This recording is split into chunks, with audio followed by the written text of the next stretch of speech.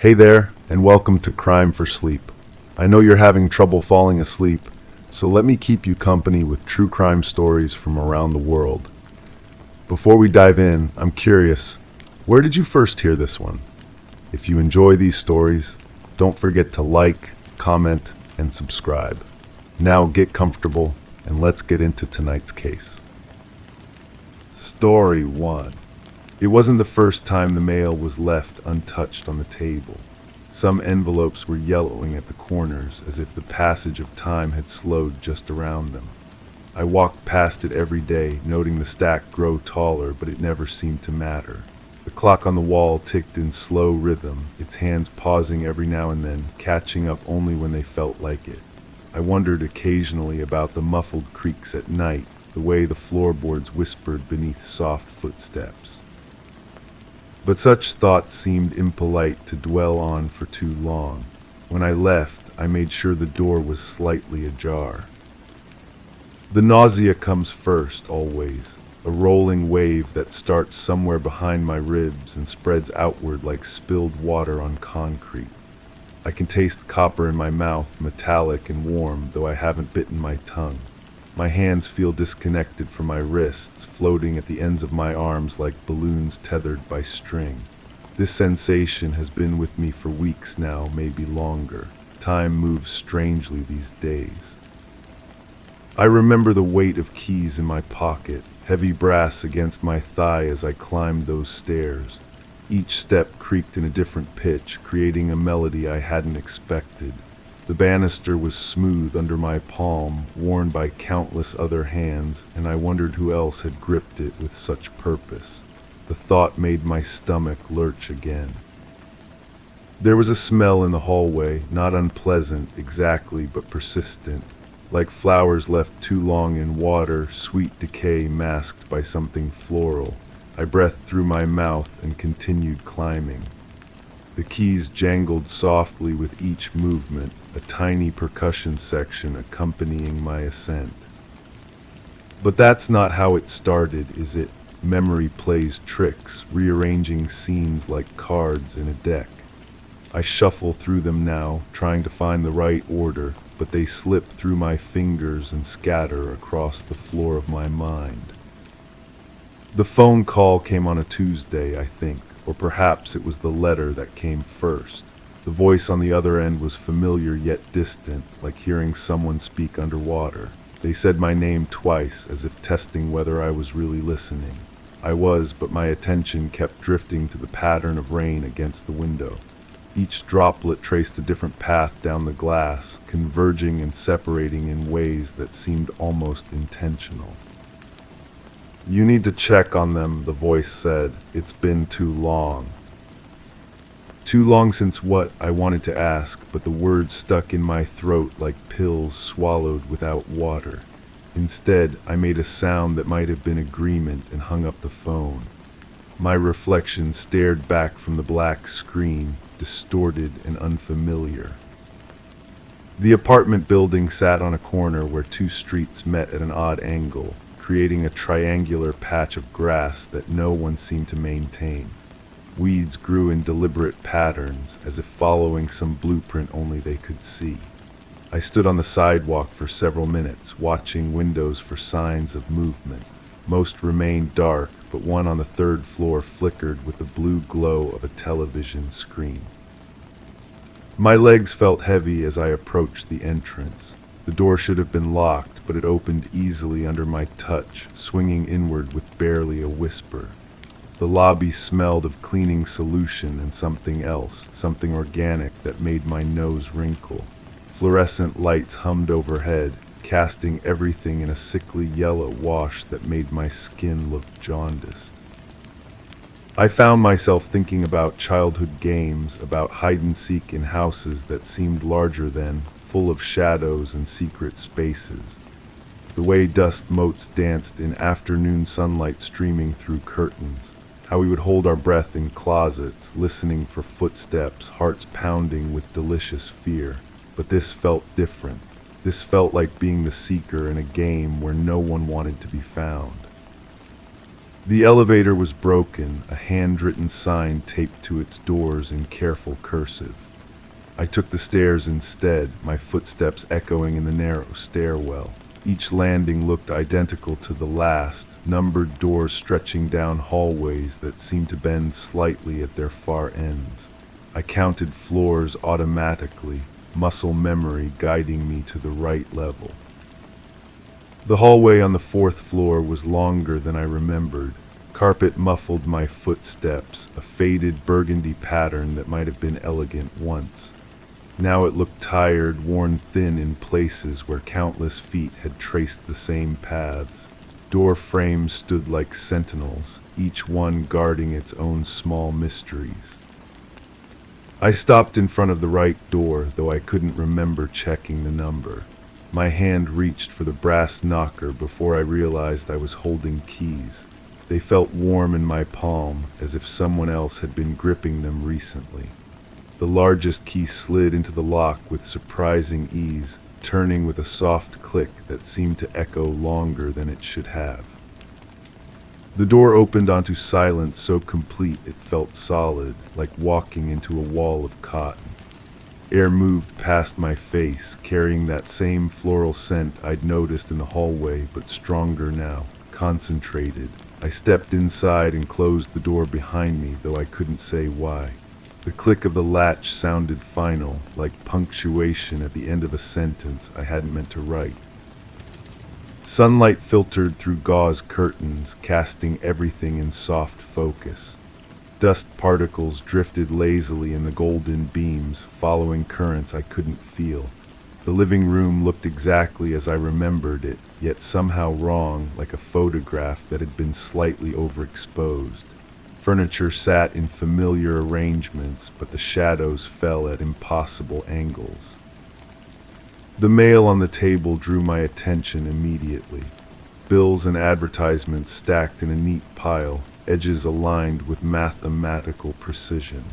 But the corners were yellow, brittle with age, as if weeks or months had passed since the last piece arrived. I reached toward the stack, then pulled my hand back. Some things are better left undisturbed. A clock ticked somewhere in the apartment, its rhythm irregular and hypnotic. Tick-tick pause, tick-tick-tick pause. I followed the sound through the living room, past the kitchen where dishes sat clean and dry in the rack. Everything in its place, everything normal, except for the way the air seemed to thicken with each breath I took. The bedroom door was closed. I stood before it for what felt like hours, hand hovering over the brass knob. My reflection stared back from its polished surface, warped and strange, like looking at myself through water. The ticking grew louder, more insistent, though I still couldn't locate its source. When I finally turned the knob, it moved without resistance. The door swung open on well-oiled hinges, revealing a room bathed in amber light. Curtains hung motionless despite the open window, and the air carried that floral scent so strongly now that I had to breathe through my mouth. The bed was made with hospital corners, sheets pulled tight enough to bounce a coin. Pillows arranged just so, without the slightest indentation to suggest they'd ever supported a sleeping head. Everything perfect, everything in place, everything wrong. I backed out of the room and closed the door, but the image lingered behind my eyelids like a camera flash. The perfection of it, the stillness, the way the light seemed to gather in corners where shadows should have been. My hands shook as I fumbled for my phone, though I couldn't say who I meant to call. The apartment felt smaller now, walls pressing inward with each passing moment. I moved through rooms like a sleepwalker, noting details that seemed both familiar and foreign. A coffee cup in the sink, still bearing the faint ring of lipstick around its rim. A book open on the sofa, bookmark placed precisely at the halfway point. A pair of shoes by the door, laces tied in neat bows. But when had I last seen these things in use? When had I last heard laughter echoing from these rooms, or smelled coffee brewing in that pristine kitchen? Memory folded in on itself, creating layers I couldn't separate. Past and present blurred together like watercolors in rain. I found myself back at the mail table, staring at those yellowed envelopes. My name appeared on several return addresses, letters I'd sent but couldn't remember writing. The postmarks were smudged, dates obscured by time and handling. I picked up the topmost envelope and it crumbled slightly at my touch, paper dry as autumn leaves. The phone rang then, shrill and sudden in the silent apartment. I jumped, dropping the fragile envelope, watching pieces of it scatter across the hardwood floor. The ringing continued, echoing off walls that seemed to pulse with each electronic cry. I followed the sound to the kitchen, where an old rotary phone sat on a counter like a relic from another era. My hand hovered over the receiver. The ringing stopped abruptly, leaving behind a silence so profound it made my ears ache. I stared at the phone, waiting for it to ring again, but it remained stubbornly quiet.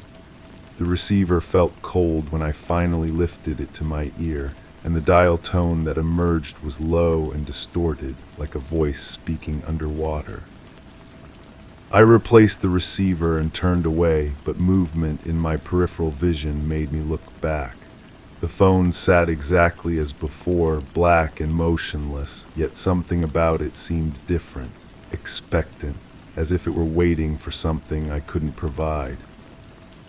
The apartment's silence pressed against my eardrums like deep water. I moved through rooms that felt increasingly unfamiliar, though nothing had changed since my arrival. Or had it? The shadows seemed deeper now, the light more golden. That floral scent had faded to something else, something I couldn't quite identify, but that made my stomach clench with recognition. In the bathroom, towels hung in perfect alignment.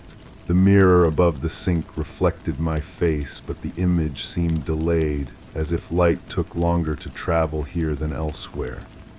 I touched my cheek, watching my reflection follow the movement a heartbeat later. The disconnect made me dizzy. Water dripped from the faucet in a steady rhythm that almost matched the mysterious ticking. Each drop struck the porcelain with a tiny bell-like note, creating a melody that seemed hauntingly familiar. I reached for the handle to tighten it, then stopped. Some sounds, once silenced, leave behind a quiet that's worse than the disturbance they created. I returned to the living room, drawn again to that stack of mail. The pieces of the envelope I'd dropped still lay scattered across the floor, fragments of paper that might once have contained words meant for someone else. I knelt to gather them, and as I did, I noticed something that made my breath catch. Footprints in the dust, not mine. I could see my own tracks leading from the door to various rooms. These were smaller, more delicate, and they led from the bedroom to the kitchen and back again. Recent prints, the dust around them still unsettled, but the bedroom had been empty, hadn't it? The bed perfectly made, no sign of recent occupancy. I followed the prints with my eyes, tracing their path through the apartment. They paused at the mail table, circled the living room, stopped before the bathroom door. The pattern suggested someone moving through familiar space, checking on things, maintaining routines. But when and how had I missed them? The nausea returned, stronger now, accompanied by a dizziness that made the room tilt slightly to one side. I gripped the back of a chair for support, waiting for the sensation to pass. When it did, the footprints were gone. The dust lay undisturbed, showing only my own passage through the rooms. I began to question what I'd seen, what I'd heard, what I'd felt since entering this place. Memory and perception seemed unreliable here, shifting like sand beneath my feet. The apartment existed in a state of suspension, caught between moments, neither fully inhabited nor completely abandoned. The clock's ticking grew louder, more insistent. I followed the sound through rooms that seemed to rearrange themselves when I wasn't looking directly at them. Furniture shifted inches to the left or right, pictures hung at slightly different angles, shadows fell in new directions. Nothing dramatic enough to be certain, just subtle wrongness that accumulated like sediment in still water. I found the clock in the bedroom, sitting on a nightstand beside that perfectly made bed. Its face was yellowed with age, hands moving in that irregular rhythm I'd noticed earlier. But as I watched, the hands began to move backward, unwinding the day in slow reverse. The light in the room shifted accordingly, growing dimmer as if afternoon were retreating toward morning. This couldn't be real. Clocks don't run backward, dust doesn't rearrange itself, phones don't ring in empty apartments. Yet here I stood, watching impossible things unfold with the casual persistence of natural law. My grip on reality felt tenuous, like trying to hold water in cupped hands. I backed out of the bedroom again, but this time I left the door open. The hallway stretched before me, longer than it should have been, leading to rooms I was certain hadn't existed moments before. New doors appeared in walls that had been blank, their brass knobs gleaming as if recently polished. Behind me I heard the soft whisper of footsteps on carpet, slow, deliberate steps that matched no rhythm I recognized. I turned, but the hallway was empty, stretching back toward the living room in a straight line that seemed to curve slightly at its edges. The footsteps stopped when I stopped, resumed when I moved forward. I was no longer alone in this place, if I ever had been. Something shared this space with me, something that left no visible trace but disturbed the air with its passage. I could feel it watching from corners where light bent strangely, following my movements with an attention that made my skin crawl. The front door seemed miles away now, though I could see it clearly at the end of the hall. Each step toward it felt like moving through thick liquid, air that resisted my passage. The door itself looked different, older, more weathered, as if years had passed while I wandered through rooms that existed outside normal time. My keys felt heavy in my pocket, their weight anchoring me to something resembling reality, but when I reached for them, my hand came up empty. I checked every pocket twice, then a third time, but the keys had vanished as completely as if they'd never existed. The doorknob turned easily under my touch, though I was certain I'd locked it upon entering. The hallway outside looked exactly as I remembered it, fluorescent lights humming their monotonous tune, burgundy carpet stretching toward the stairwell. But something felt different about the air here, charged with potential energy like the atmosphere before a storm. Other doors lined the hall, and I wondered what lay behind them. What other suspended realities existed in this building that seemed to exist partially outside the normal flow of time? I walked toward the stairs, but my footsteps echoed strangely, as if the sound were coming from somewhere else entirely. Behind me I heard the soft click of a door closing, though I was certain I'd left it ajar. When I turned to look, all the doors in the hallway appeared identical, their brass numbers gleaming in the harsh fluorescent light. The stairwell felt different on the way down, steps creaking in new patterns, handrail somehow rougher under my palm. Each landing looked the same as the one before, creating a sense of endless descent that made my head spin. I counted floors obsessively, but the numbers seemed to shift when I wasn't paying attention. The lobby, when I finally reached it, was darker than before. Several fluorescent bulbs had failed, leaving pools of shadow that seemed to move independently of their light sources. The smell of cleaning solution had faded, replaced by something organic and sweet that reminded me of the apartment upstairs. Outside, the world looked normal enough. Cars passed on the street, their engines creating familiar urban white noise. Pedestrians walked with purpose, checking phones, carrying coffee, living lives that intersected briefly with mine before diverging toward destinations I couldn't imagine. Yet everything felt slightly unreal, like a movie set designed to mimic normalcy. I stood on the sidewalk where I'd begun this journey, trying to piece together what had happened in that apartment. The memories felt slippery, details shifting each time I tried to examine them closely. Had I really seen footprints in the dust? Had the clock truly run backward? Or had my mind, stressed by something I couldn't quite remember, begun manufacturing impossibilities to fill gaps in perception? The nausea persisted, that rolling wave of discomfort that had driven me here in the first place. If anything, it had intensified, accompanied now by a persistent metallic taste and a tremor in my hands that I couldn't control. Something had happened in that apartment, something that my conscious mind refused to acknowledge, but my body remembered with perfect clarity. I began walking, though I had no destination in mind.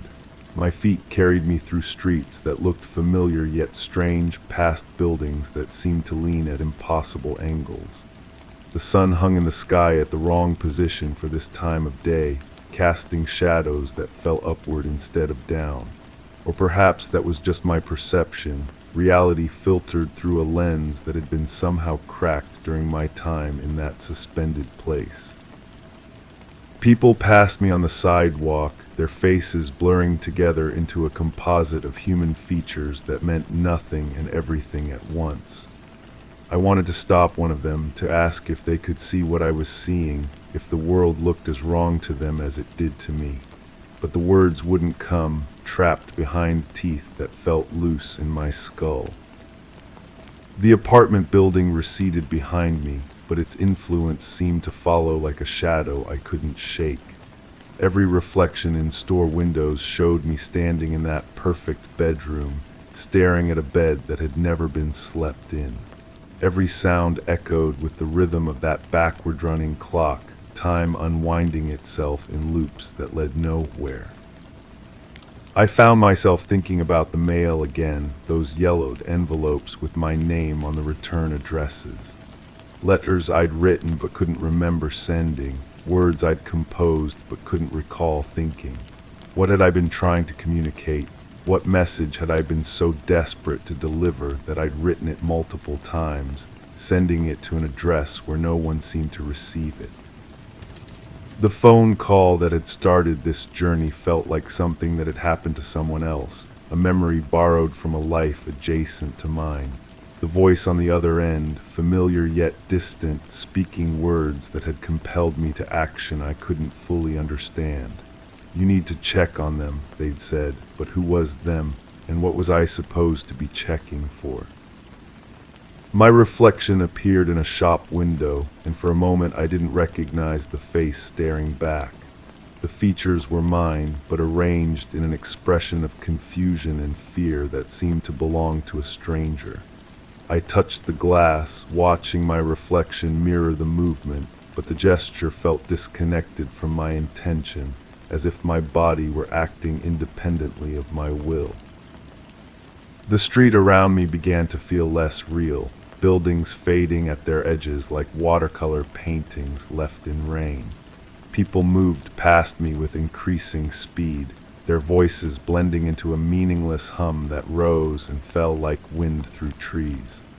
I was becoming unstuck from the normal flow of existence, drifting between moments like debris in a slow river. I stopped walking and closed my eyes, trying to anchor myself in physical sensation. The concrete beneath my feet, solid and unyielding, the air moving past my face, carrying sense of exhaust and food and human activity. The sound of traffic, rhythmic and constant, proof that the world continued to function according to laws I understood. When I opened my eyes, I was standing in front of the apartment building again, though I had no memory of turning around or retracing my steps. The triangular patch of grass at the corner looked different now, weeds arranged in patterns that spelled out words I couldn't quite read. The building itself seemed taller, its windows reflecting a sky that was simultaneously day and night. I realized then that I might never truly leave this place, That part of me would always be climbing those stairs, turning that brass doorknob, stepping into rooms where time moved according to rules I couldn't comprehend. The apartment existed now as a fixed point in my consciousness, a wound in reality that would continue to bleed into every moment of my remaining life. The keys were back in my pocket, heavy and warm against my thigh. I could feel their weight without checking, knew their shape without looking. They belonged to locks I'd never seen before, doors that opened onto rooms where cause and effect followed different principles. And somewhere in the building above me, mail continued to accumulate on a table where no one would ever read it, yellowing at the corners as time pooled around it like spilled honey.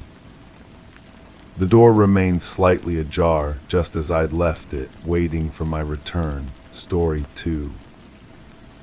The clock ticked forward, then hesitated, a brief stutter that echoed across the room. My reflection in the glass was upside down, though I stood staring right side up. The familiar creak announced footsteps, yet no weight followed on the boards. The door, once ajar, stood closed now, its frame more shadow than wood.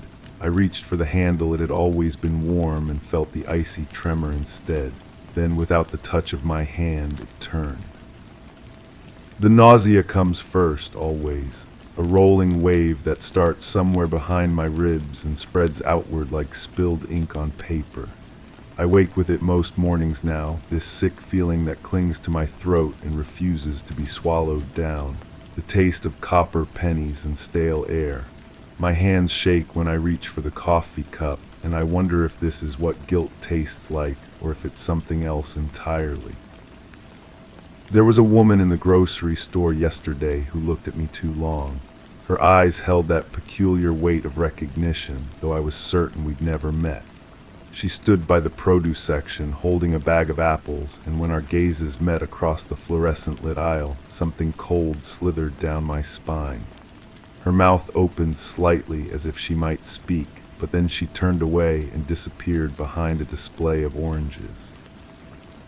I left my cart there, half filled with things I didn't really need, and walked out into the parking lot where the asphalt shimmered with heat waves that made everything look underwater.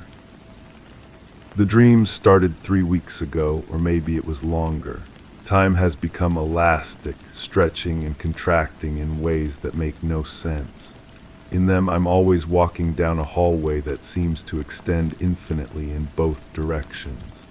The walls are painted that particular shade of institutional green that makes your stomach turn, and there are doors on either side, all of them closed except for one.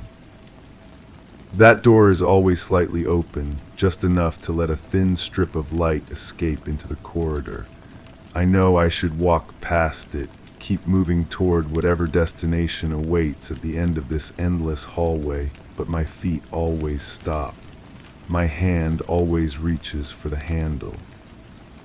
The metal is warm under my palm, warmer than it should be, and when I push the door open wider, there's nothing but darkness beyond. Not the kind of darkness that suggests a room without lights, but an absence so complete it seems to have weight and texture. I step inside anyway, because in dreams you always make the choices you'd never make awake, and that's when the falling sensation begins. I jolt awake, always at the same moment, with the taste of metal in my mouth, and my heart hammering against my ribs like a trapped bird. But yesterday was different. Yesterday, when I woke from the dream, there was dirt under my fingernails. The detective came to my door on a Tuesday, or perhaps it was a Wednesday. The days blur together now in ways that make tracking them feel pointless. He was younger than I expected, with kind eyes that didn't match the weight of whatever brought him to my doorstep. He asked if he could come in, and I said yes, because that's what you do when authority comes calling, even when every instinct screams at you to run. We sat in my living room, him on the edge of the couch like he might need to leave quickly, me in the chair by the window where the afternoon light made everything look washed out and strange. He asked about my whereabouts during a period I couldn't quite pin down, dates that seemed to exist in a fog of uncertainty. I told him I'd been home mostly, working in the garden, reading, the usual quiet activities that filled the spaces between more significant moments. He nodded and wrote something in a small notebook, and I found myself focusing on the movement of his pen across the paper, the way it scratched and whispered secrets I couldn't decipher. "Do you remember anything unusual from that time?" he asked, and his voice seemed to come from very far away, even though he sat only a few feet from me. Anything that might have seemed out of place or concerning. The question hung in the air between us like smoke, and I realized I was holding my breath. What constitutes unusual when your entire existence has become a series of disconnected moments and half-remembered fragments? When you wake up with dirt under your nails and no memory of how it got there. I told him no, nothing unusual, and watched his kind eyes search my face for something I hoped he wouldn't find. The garden has always been my sanctuary, the one place where my hands know what to do without my mind needing to guide them. The soil is dark and rich, the kind that clings to your skin and leaves traces of earth wherever you go. I've been working there more lately, digging and planting and tending to things that grow in neat, predictable rows. But there's a section in the back corner where nothing will grow. I've tried different seeds, different fertilizers, even brought in new soil from the nursery, but whatever I plant there withers and dies within days. The earth in that spot feels different somehow, heavier and more resistant to the shovel, as if it's protecting something buried deeper than roots typically reach. Sometimes I catch myself standing there, staring down at that barren patch with no memory of walking over to it. The sun will have moved across the sky, shadows shifting and lengthening, and I'll realize hours have passed while I stood motionless, lost in thoughts I can't quite grasp. My neighbor mentioned it once, how she'd seen me out there in the early morning hours, before dawn, working in the garden with just the porch light to see by. I smiled and nodded, but the truth is I have no memory of those nighttime excursions. The idea that I might be sleepwalking, that my body might be moving through the world while my consciousness drifts elsewhere, fills me with a dread I can't quite articulate. The phone rang this morning while I was washing dishes, and when I answered, there was only silence on the other end. Not the empty silence of a disconnected call, but the heavy, breathing silence of someone listening. I said hello 3 times, my voice growing smaller with each repetition, before the line went dead. This has happened before, these calls that aren't quite calls, and each time I'm left with the unsettling feeling that whoever is on the other end knows something I've forgotten. Something important that hovers just beyond the reach of my conscious mind, like a word on the tip of your tongue that refuses to form. I've started screening my calls, letting the machine pick up first, but the messages are always empty. Just the sound of breathing, sometimes for minutes at a time, before the line goes quiet. The woman from the grocery store appeared again, this time outside the library as I was leaving with an armload of books I probably won't read. She stood across the street, partially hidden behind a tree, but I could feel her eyes on me with an intensity that made my skin crawl. When I looked directly at her, she didn't turn away like most people would. Instead, she stepped out from behind the tree and raised one hand, not quite a wave, but some sort of acknowledgement that made my blood run cold. I hurried to my car and drove home with my hands gripping the steering wheel so tightly my knuckles went white. In the rearview mirror, I thought I saw her following, always staying far enough back to maintain plausible deniability, but close enough to keep me in sight. But when I pulled into my driveway and looked back, the street was empty. The detective returned today, this time with a partner, an older woman with silver hair and eyes that seemed to catalog every detail of my appearance. They asked if they could search the house, and again I said yes, because refusing would only make me look guilty of whatever crime they suspected me of committing. They moved through my rooms with practiced efficiency, opening drawers and closets, lifting cushions and checking behind furniture. I followed at a distance, watching them handle my possessions with the detached professionalism of people who have done this many times before. In the bedroom, the woman paused at my dresser, studying the collection of small objects I keep on top. A smooth stone from a beach I can barely remember visiting. A dried flower pressed between two pieces of glass. A small key that no longer fits any lock in the house. She picked up each item, examined it, then set it down in exactly the same position. "These are interesting," she said, her voice neutral but somehow weighted with meaning. "Do you remember where you got them?" The question should have been easy to answer, but as I looked at the objects through her eyes, they seemed to belong to someone else entirely. The stone felt foreign in my hand when she passed it to me, its weight and texture unfamiliar despite having sat on my dresser for what felt like years. "I'm not sure," I admitted, and saw something flicker across her face, a look exchanged with her partner that I wasn't meant to see. They spent a long time in the basement, their footsteps echoing overhead while I sat in the kitchen and tried to remember the last time I'd been down there myself. The basement has always felt like a separate entity from the rest of the house, cooler and damper, with shadows that seemed to move independently of any light source. When they finally emerged, both detectives looked different somehow, their expressions more serious, their movements more deliberate. They thanked me for my cooperation and left without explaining what they'd been looking for or whether they'd found it. The silence they left behind felt heavier than usual, pressing down on me like a physical weight. Sleep has become elusive, slipping away whenever I try to grasp it. I lie in bed and listen to the house settling around me, the familiar creaks and sighs that once felt comforting but now seem ominous. Every sound could be someone moving through the rooms below, every shadow could hide an intruder, every moment of quiet could be the pause before something terrible happens. But worse than the sleeplessness are the moments when I do drift off, only to wake with the certainty that I've been somewhere else, done something I can't remember. My feet are sometimes dirty, my clothes disheveled, my hands stained with substances I can't identify.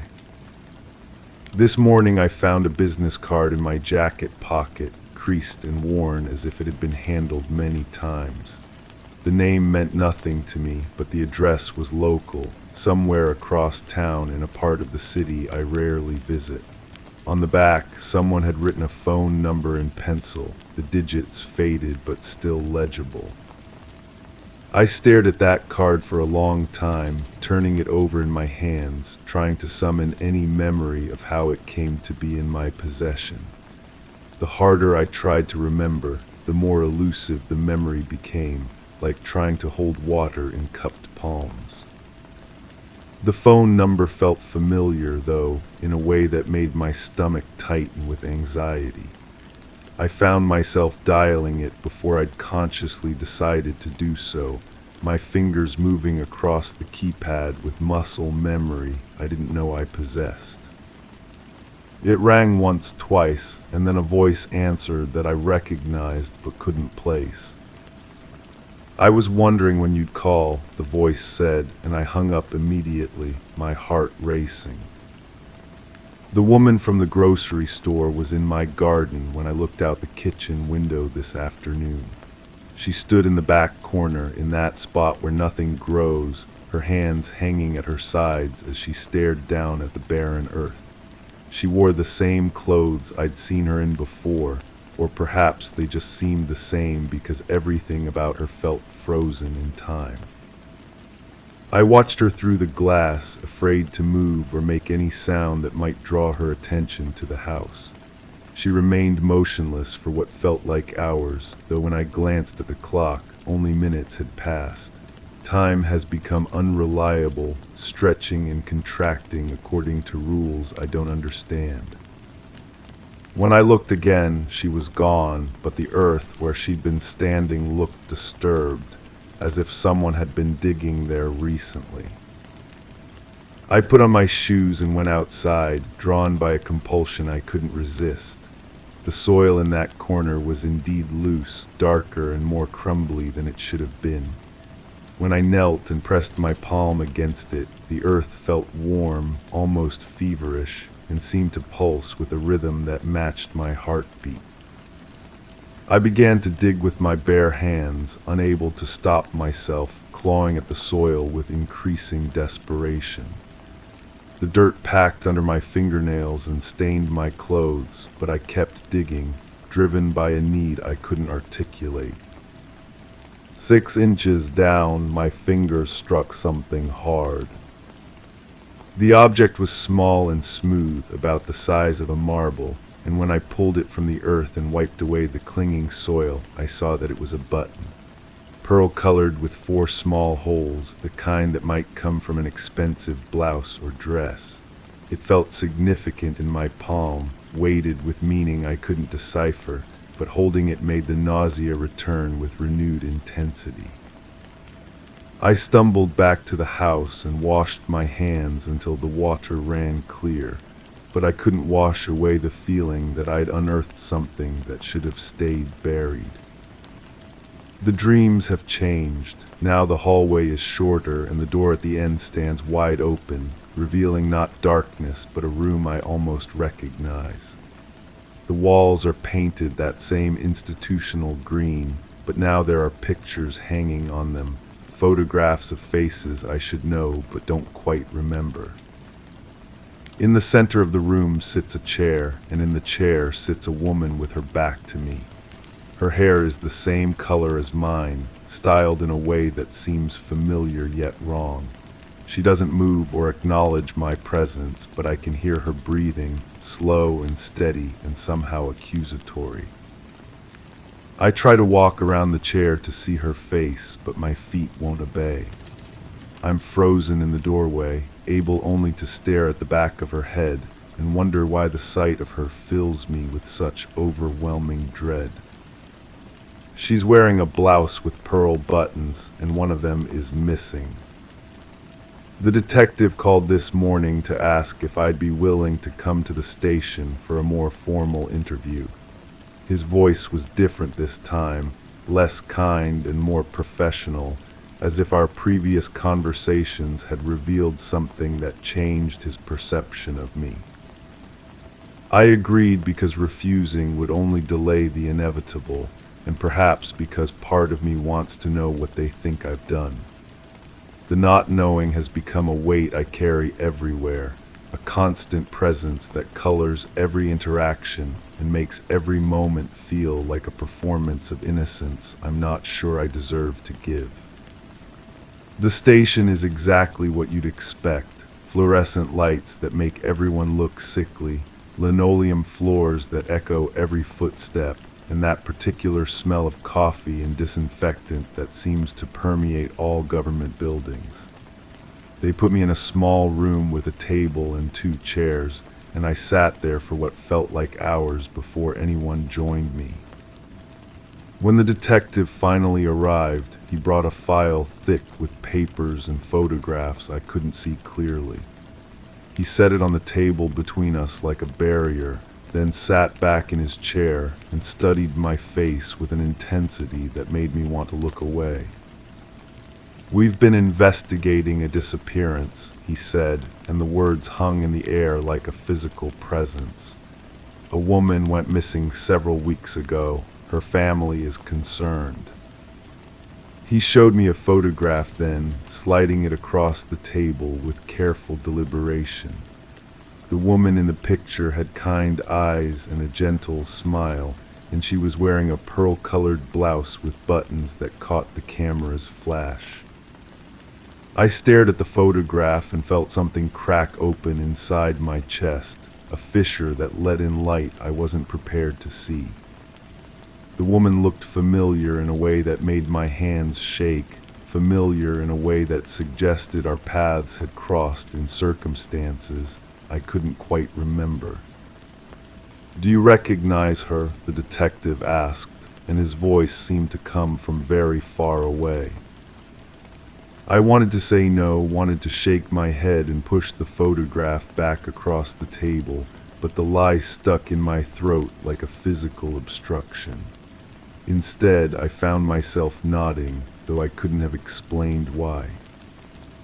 "Where did you see her?" he pressed, and I realized I was crying, tears I hadn't felt forming now streaming down my cheeks. "I don't know," I whispered, and it was both the truth and the most inadequate answer I'd ever given. The room seemed to tilt around me, the walls closing in as fragments of memory began to surface like debris from a shipwreck. A parking lot at night, the sound of footsteps on gravel, a voice calling for help that seemed to echo from inside my own head. And underneath it all, the persistent taste of copper pennies and the feeling that I'd lost something important, something I might never find again. The detective was talking, asking more questions, but his words became white noise against the roar of returning memory.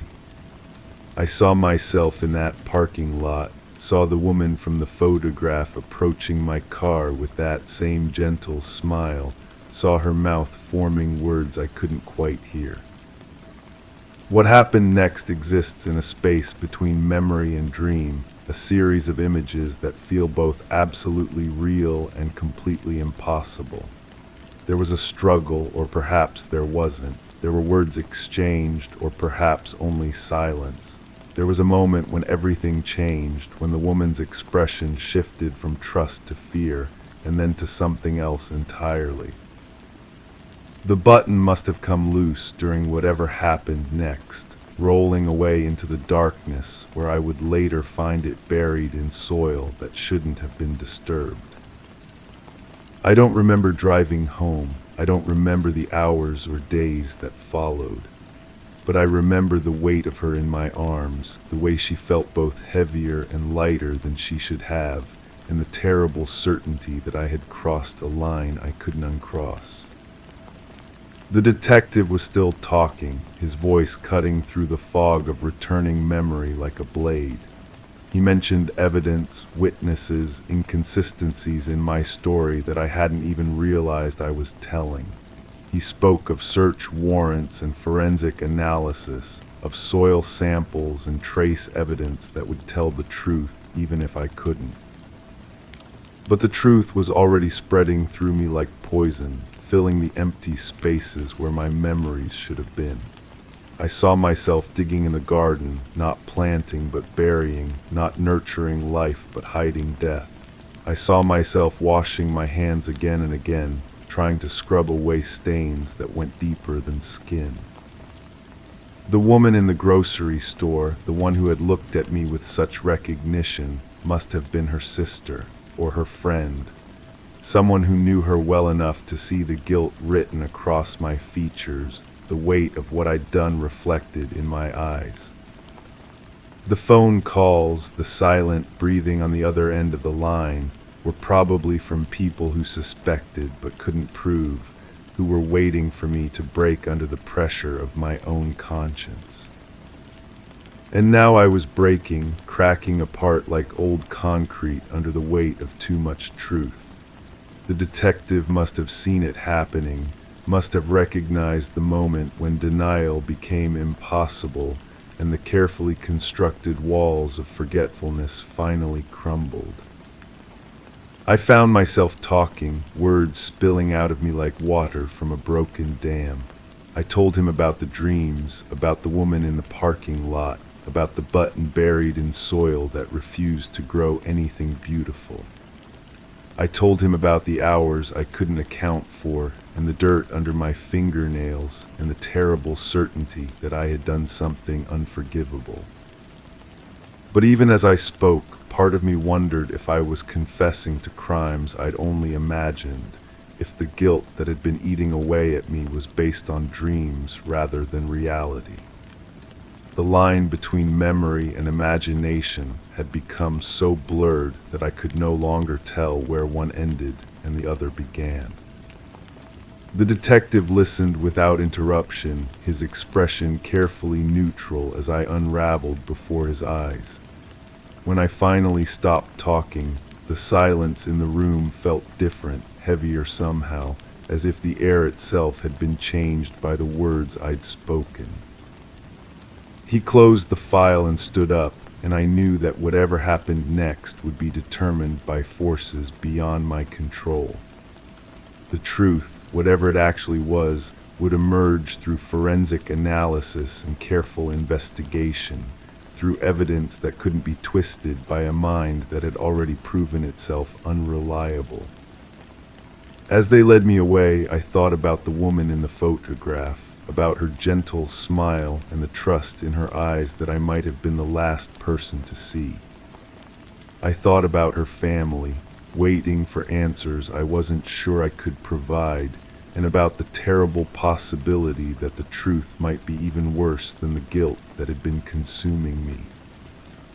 The hallway we walked down was painted that same institutional green from my dreams, and for a moment I wondered if I was still asleep, still trapped in that endless corridor with doors that led nowhere. But the handcuffs were real, cold metal against my wrists, and the sound of our footsteps echoed off walls that were definitely solid. Somewhere behind us, a door closed with the finality of a judgment rendered, and I realized that whatever had been broken inside me might never be repaired.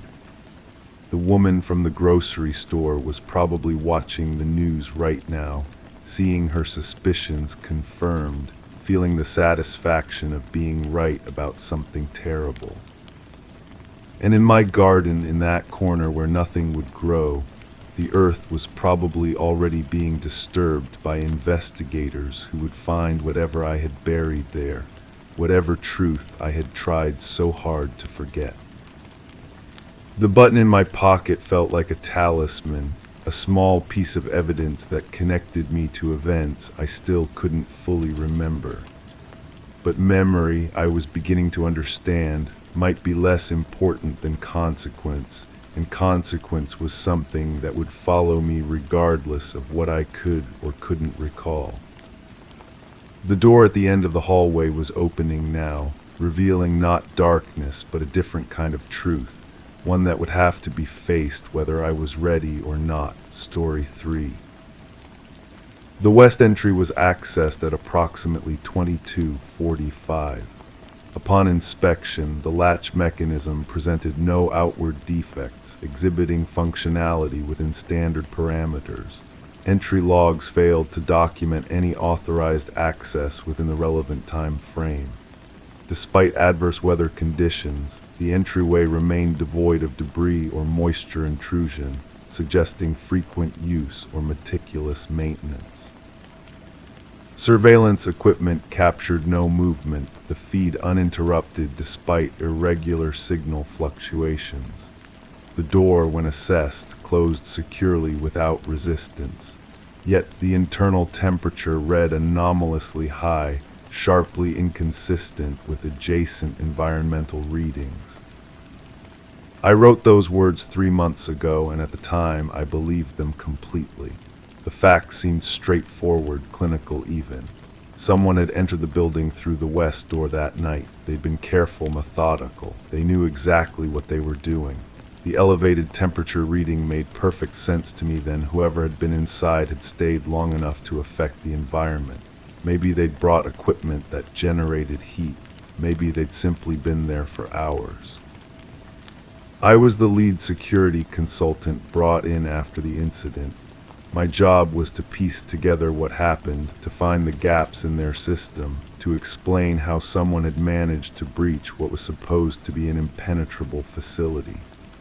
The building housed sensitive research, the kind that required multiple layers of protection. When something goes wrong in a place like that, they call people like me. The night shift supervisor had discovered the temperature anomaly during his routine rounds. He'd noticed the reading on his handheld scanner and double-checked it against the central monitoring system. Both showed the same thing: that small section near the west entry was running nearly 15 degrees warmer than it should have been.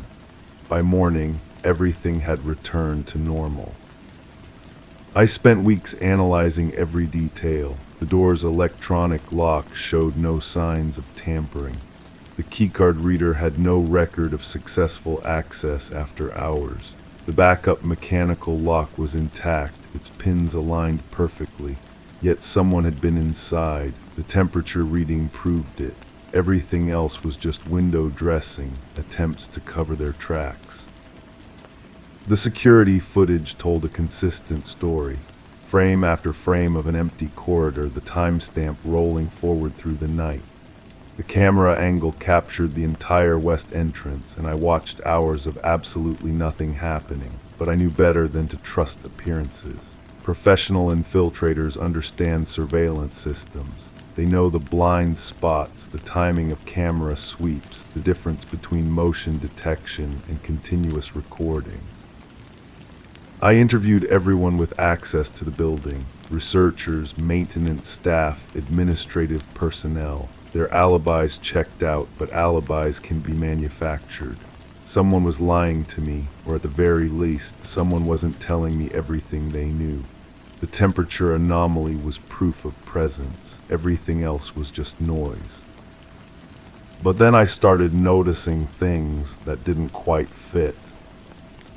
The weather that night had been particularly harsh: freezing rain, strong winds. I'd noted in my report that the entryway showed no signs of debris or moisture, which I'd interpreted as evidence of careful planning.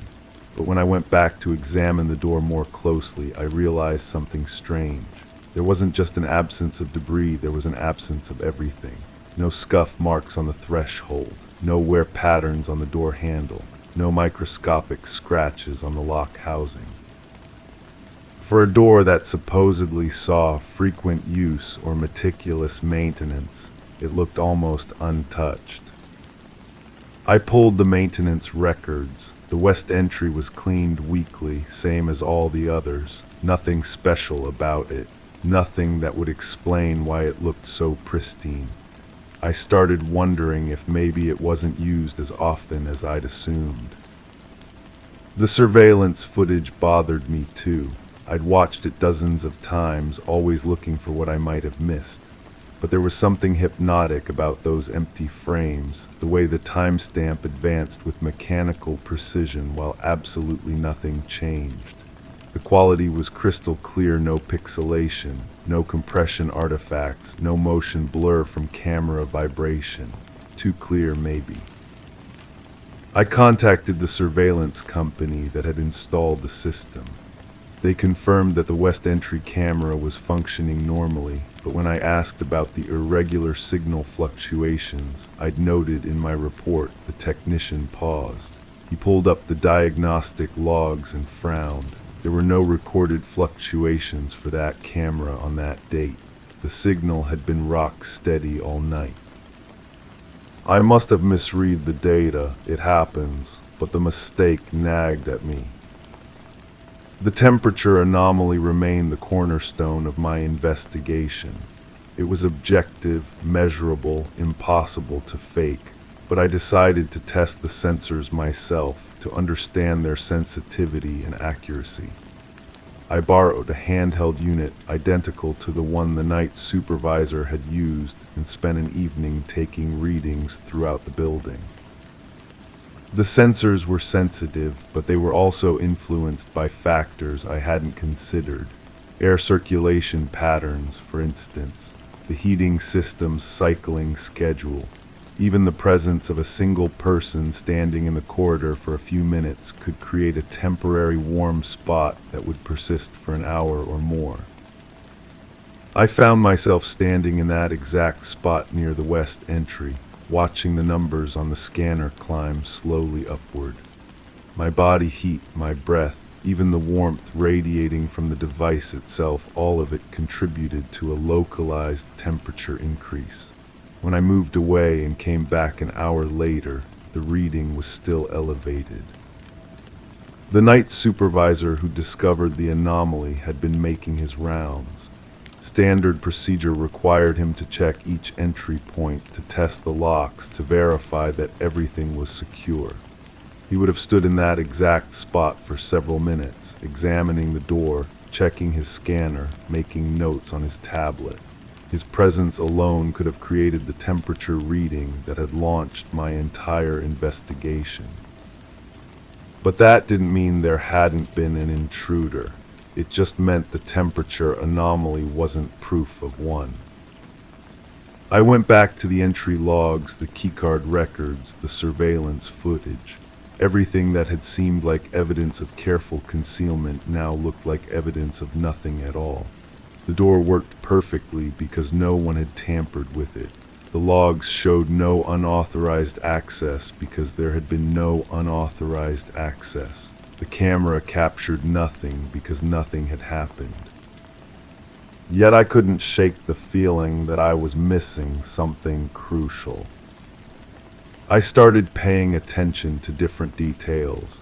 The way the night supervisor's hands had trembled slightly when I'd first interviewed him. The fact that he'd been the one to discover the temperature anomaly, the one to report it, the one to insist that something was wrong. He'd seemed genuinely concerned, even frightened, but fear of what?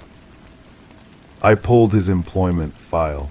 15 years with the company, spotless record, never missed a shift.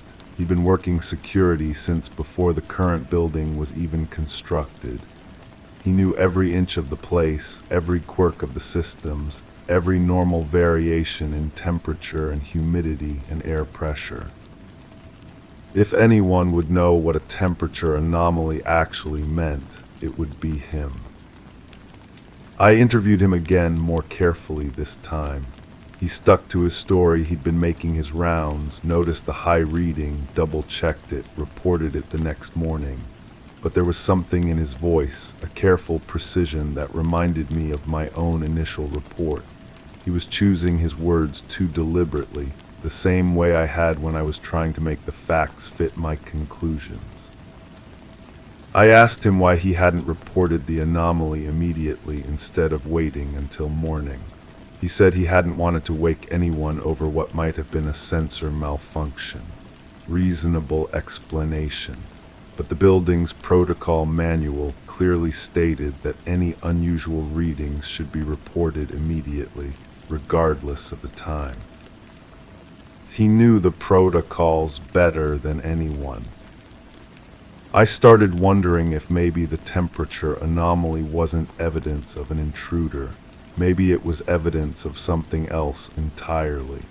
Maybe the night supervisor had been the one standing by that door for an extended period, but not because he was investigating a security breach. Maybe he was creating one.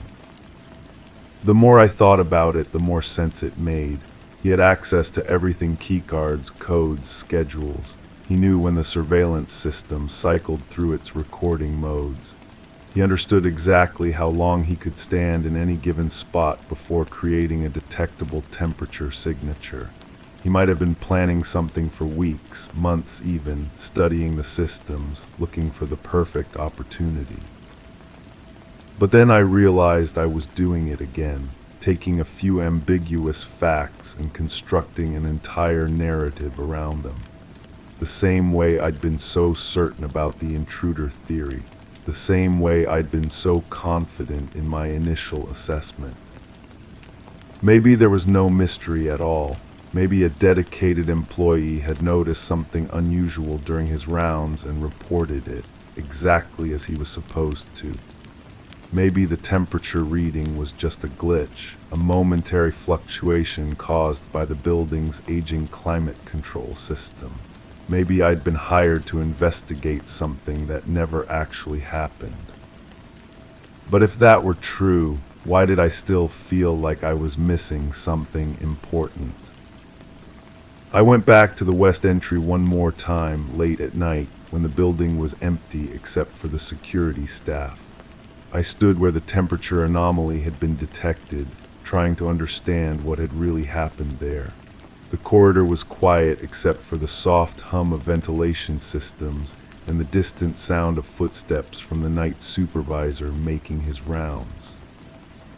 I thought about all the certainties I'd held and abandoned over the past few months, the intruder who might never have existed, the cover-up that might have been standard procedure, the inside job that might have been nothing more than a conscientious employee doing his job.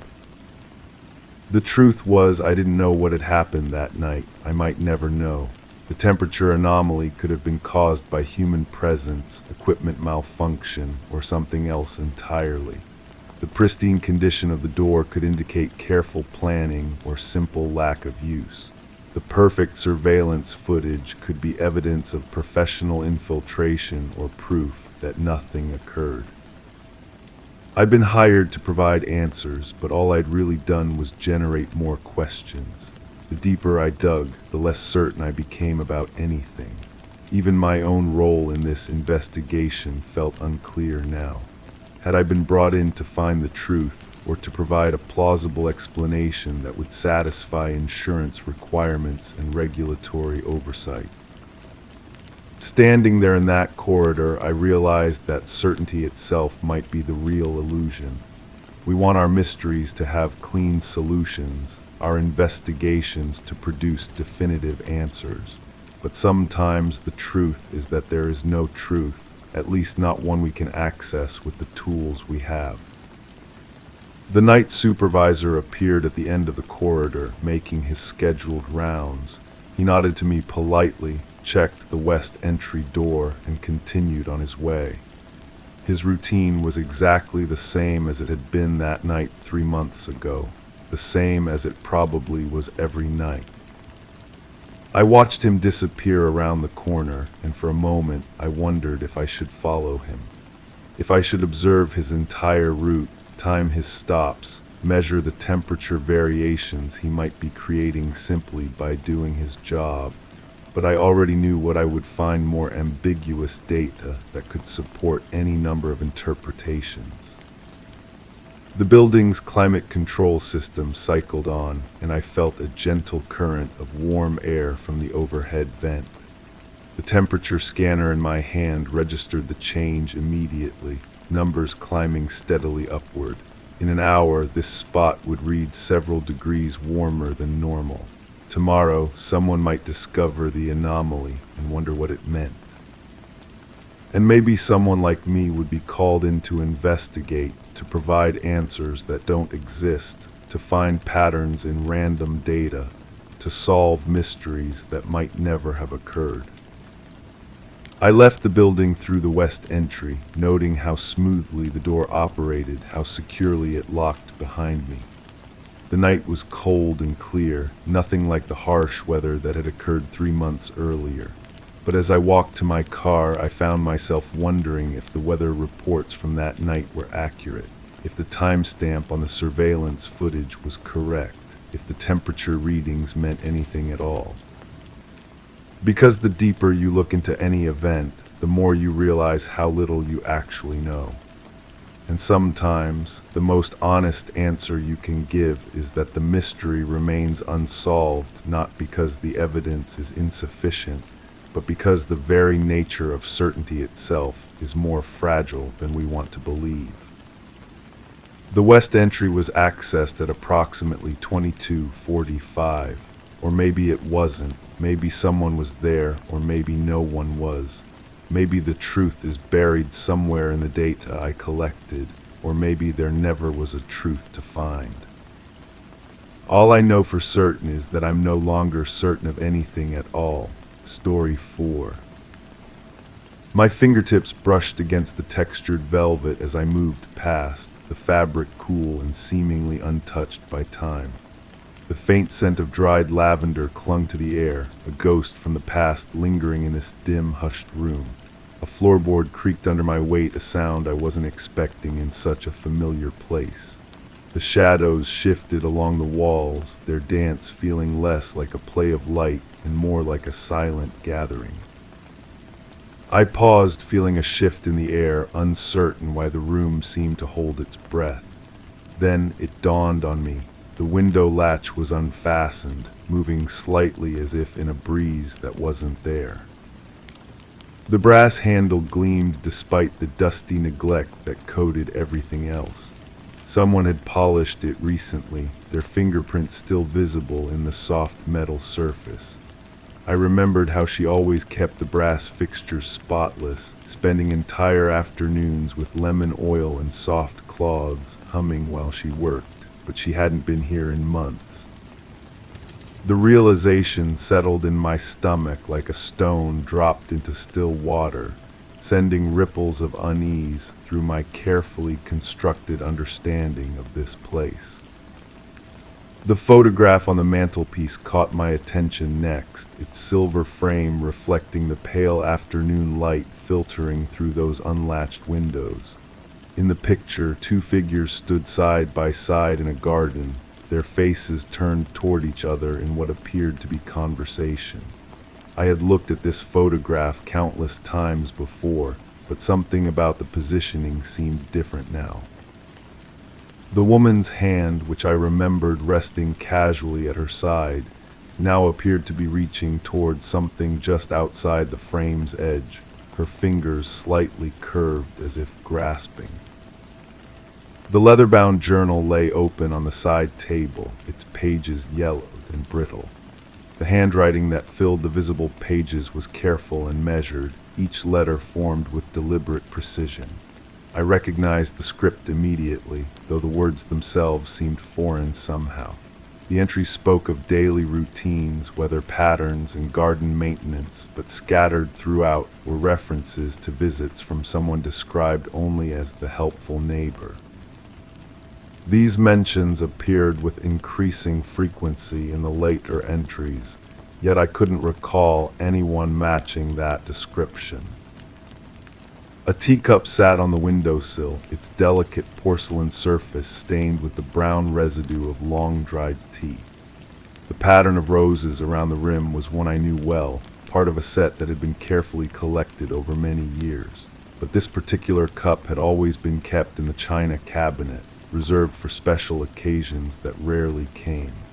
Its presence on the windowsill suggested an intimacy, a casual comfort that contradicted everything I thought I knew about how this house operated. The carpet beneath my feet told its own story through the patterns of wear and fading. A path was clearly visible from the front door to the kitchen, then to the sitting room where I now stood, but there was another path, fainter but unmistakable, leading from the back door through the hallway to the stairs. This route showed signs of recent use, the fibers slightly more compressed than they should have been in a house that supposedly sat empty for so long. The grandfather clock in the corner had stopped at 3:15, its pendulum hanging motionless behind the glass door. I remembered the steady tick-tock that once marked the rhythm of this house, a sound so constant it became invisible until its absence created a vacuum of silence. The clock's silence felt deliberate now, as if someone had stilled it to muffle their movements through these rooms. Fresh flowers occupied a vase on the dining table, their petals still firm and colorful despite the house's apparent abandonment. Daffodils and tulips arranged with an artistic eye, their stems cut at precise angles and placed in clean water. The contradiction was stark and undeniable. Someone had been caring for this place, maintaining its appearance of life even as dust accumulated on the surfaces around these small oases of attention. The kitchen revealed more inconsistencies upon closer examination. The refrigerator hummed quietly, its interior light revealing shelves stocked with fresh groceries. Milk with an expiration date still days away, vegetables crisp and unwilted, leftovers covered with plastic wrap. The sink held a single plate and fork, both recently washed but not yet dried. The dish towel hanging from the oven handle was damp to the touch. A sweater draped over the back of a kitchen chair bore the unmistakable scent of unfamiliar perfume. The garment was soft wool in a shade of blue I had never seen her wear, cut in a style too young for her usual preferences. The sleeves showed signs of regular wear, small pills of fabric where arms had rubbed against surfaces. This was someone's favorite sweater, worn often and cared for well, but it belonged to a stranger. The staircase beckoned with its polished banister and carpeted steps. Each stair yielded slightly under my weight, the wood beneath the padding creaking in a familiar symphony. But as I climbed, I noticed that some steps sang different notes than I remembered, as if the house itself had aged and changed its voice. The family photographs lining the stairway wall seemed to watch my progress, their subjects' eyes following my movement in that unsettling way old portraits have. Her bedroom door stood slightly ajar, revealing a slice of the interior that had once been so familiar to me. The bed was made with military precision, its corners sharp and its surface smooth. But the pillow bore the impression of a head much smaller than hers, and the reading glasses on the nightstand were not the wire-rimmed spectacles she had worn for decades. These were modern frames in tortoiseshell plastic, their lenses reflecting the afternoon light like watchful eyes. The medicine cabinet in the adjoining bathroom held bottles with labels I didn't recognize, prescriptions filled at pharmacies in towns I had never heard her mention. The medications were for conditions she had never discussed, ailments that seemed to contradict the robust health she had always maintained. The dates on the labels were recent, some filled just weeks ago, creating a timeline that challenged everything I thought I knew about her final months. A hairbrush on the vanity held strands of silver-gray hair, but mixed among them were shorter pieces in a distinctly different shade of brown. The mirror above reflected my confused expression, but it also caught something else, a movement in the hallway behind me that made me turn sharply. The corridor was empty, yet the sensation of being observed lingered like the aftertaste of bitter medicine. The guest room at the end of the hall showed clear signs of recent occupancy. The bed was unmade, its sheets twisted and pillows dented. A suitcase sat open on the luggage rack, its contents neatly folded but clearly belonging to someone who had planned to stay for more than just a night or two. The clothes were practical and well-made, suggesting someone of modest means but good taste. A book lay face down on the nightstand, its pages marked with a leather bookmark that looked expensive. Returning downstairs, I noticed that the shadows had shifted during my exploration of the upper floor. The sun was moving toward evening, but the quality of light seemed different somehow, as if filtered through glass that had been recently cleaned on one side but not the other. The lavender scent I had noticed upon entering was stronger now, mixed with something else, something warmer and more human. The back door stood slightly open, its screen door latched, but the wooden door itself moved by what I had assumed was the wind. But there was no wind today, no breeze to explain the movement of that window latch upstairs or this door's gentle swing. The opening revealed a view of the garden, where the flower beds showed recent attention. Someone had been weeding and watering, maintaining the careful design that had always been her pride. A pair of gardening gloves lay on the back steps, their fabric stained with fresh soil. The gloves were smaller than the hands I remembered, designed for more delicate fingers. Beside them sat a watering can, its metal surface beaded with moisture that suggested recent use. The garden hose was coiled neatly, but droplets of water still clung to its nozzle, catching the fading sunlight like tiny prisms. The tools shed at the garden's edge had been recently organized, its interior swept clean and its tools arranged with systematic precision. But the arrangement was wrong, different from the careful chaos that had always characterized her approach to storage. Someone else had imposed their own sense of order on this space, someone who thought differently about how tools should be arranged and cared for. A coffee cup sat on the garden bench, its contents still warm enough to steam in the cooling air. The ceramic was unfamiliar, not part of any set I recognized from the house. This cup had been brought here by someone else, someone who preferred their coffee black and strong, judging by the dark residue in the bottom. The bench itself showed the impression of recent use, the wooden slats slightly warm to the touch. The mailbox at the end of the drive held letters addressed to names I didn't recognize, forwarding instructions that suggested temporary residence rather than permanent changes. The handwriting on the forwarding labels was careful and feminine, but not the handwriting I knew so well from years of birthday cards and holiday notes. Someone had been managing the mail, sorting through what belonged to whom, creating a system of organization that spoke of extended involvement. Standing in the garden as evening approached, I could see into the kitchen through the back windows. The light was on now, though I was certain I had left it off. A figure moved past the window, too quickly for me to make out details, but unmistakably human in its movements. The shadow paused at the sink, then moved toward the front of the house, disappearing from view. The realization crept over me like cold water seeping through fabric. This house was not empty. It had not been empty for months. Someone lived here now, someone who had carefully maintained the illusion of abandonment while making themselves completely at home. The question that remained, hanging in the air like the scent of lavender and secrets, was whether this arrangement had been made with permission or without it, and what had become of the woman who once called this place home.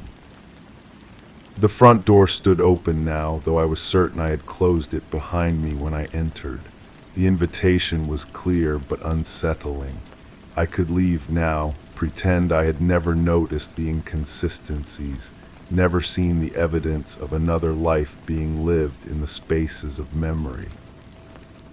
Or I could stay and confront whatever truth was waiting in that dim, hushed room where the shadows continued their silent gathering, where the window latch moved without wind, and where the brass handle gleamed with the touch of unknown hands. Story 5. The silence between sound. I stood motionless, watching the corridor that seemed to stretch endlessly into shadows. The dim light along the walls pulsed unevenly, casting fleeting shapes that danced and vanished before my eyes could fix on them. Everything was quiet except for the faint, irregular tapping that seemed to drift from the edges of my awareness. My mind traced its origin, but the sound avoided identification, like a whisper lost in the wind. The air felt dense, laden with expectancy, pressing against me as if urging a decision. I told myself to stay still, to wait until something changed. Then, without warning, the tapping stopped, and for the first time I noticed the door was ajar, though I could have sworn it was shut a moment before. The apartment building had always felt wrong to me, even before I became the person who asked questions for a living. Now, standing in this hallway where she had walked that final evening, I understood why. The walls seemed to absorb sound rather than reflect it, creating pockets of silence that felt unnatural. I pushed the door open with my fingertip, careful not to disturb anything that might still matter. Her apartment smelled of vanilla candles and something else underneath, something metallic that made my throat tighten. The investigators had finished their work weeks ago, but I could still sense their presence in the way furniture sat slightly askew, in the dust patterns on surfaces where evidence bags had rested. The family had asked me to look into what the police called a straightforward case. A young woman living alone, no signs of forced entry, no obvious enemies. The kind of death that gets filed away with a shrug and a theory about accidents. But families rarely hire private investigators when they believe in accidents. I moved through the living room, my footsteps muffled by carpet that felt too thick under my shoes. The coffee table held a magazine open to an article about home security, the pages slightly warped as if they had been damp once. A pen lay beside it, uncapped, its tip dried to nothing. I lifted the magazine carefully and found beneath it a small notepad with impressions pressed into the top sheet. Holding it to the light from the window, I could make out fragments of words, mighting, can't, and what might have been a phone number. The kitchen revealed more questions. Dishes in the sink, but only one plate, one fork, one glass. The refrigerator hummed with an irregular rhythm that made me check twice to ensure it was still running. Inside, I found food nearing expiration, milk that had gone sour, and a takeout container with a receipt taped to the top. The timestamp showed she had ordered food on the evening she died, but the container was still full, the plastic fork unused. Her bedroom felt different from the rest of the apartment, more personal but also more disturbed. The bed was made, but the pillows were arranged wrong, as if someone had tried to replicate how she kept them without knowing her habits. The dresser drawers were slightly open, their contents visible in thin slices, folded clothing, a jewelry box, papers stacked in neat piles. One drawer stuck when I tried to close it, and when I investigated, I found a small recording device wedged in the back corner. The device was old, the kind that used tiny cassette tapes.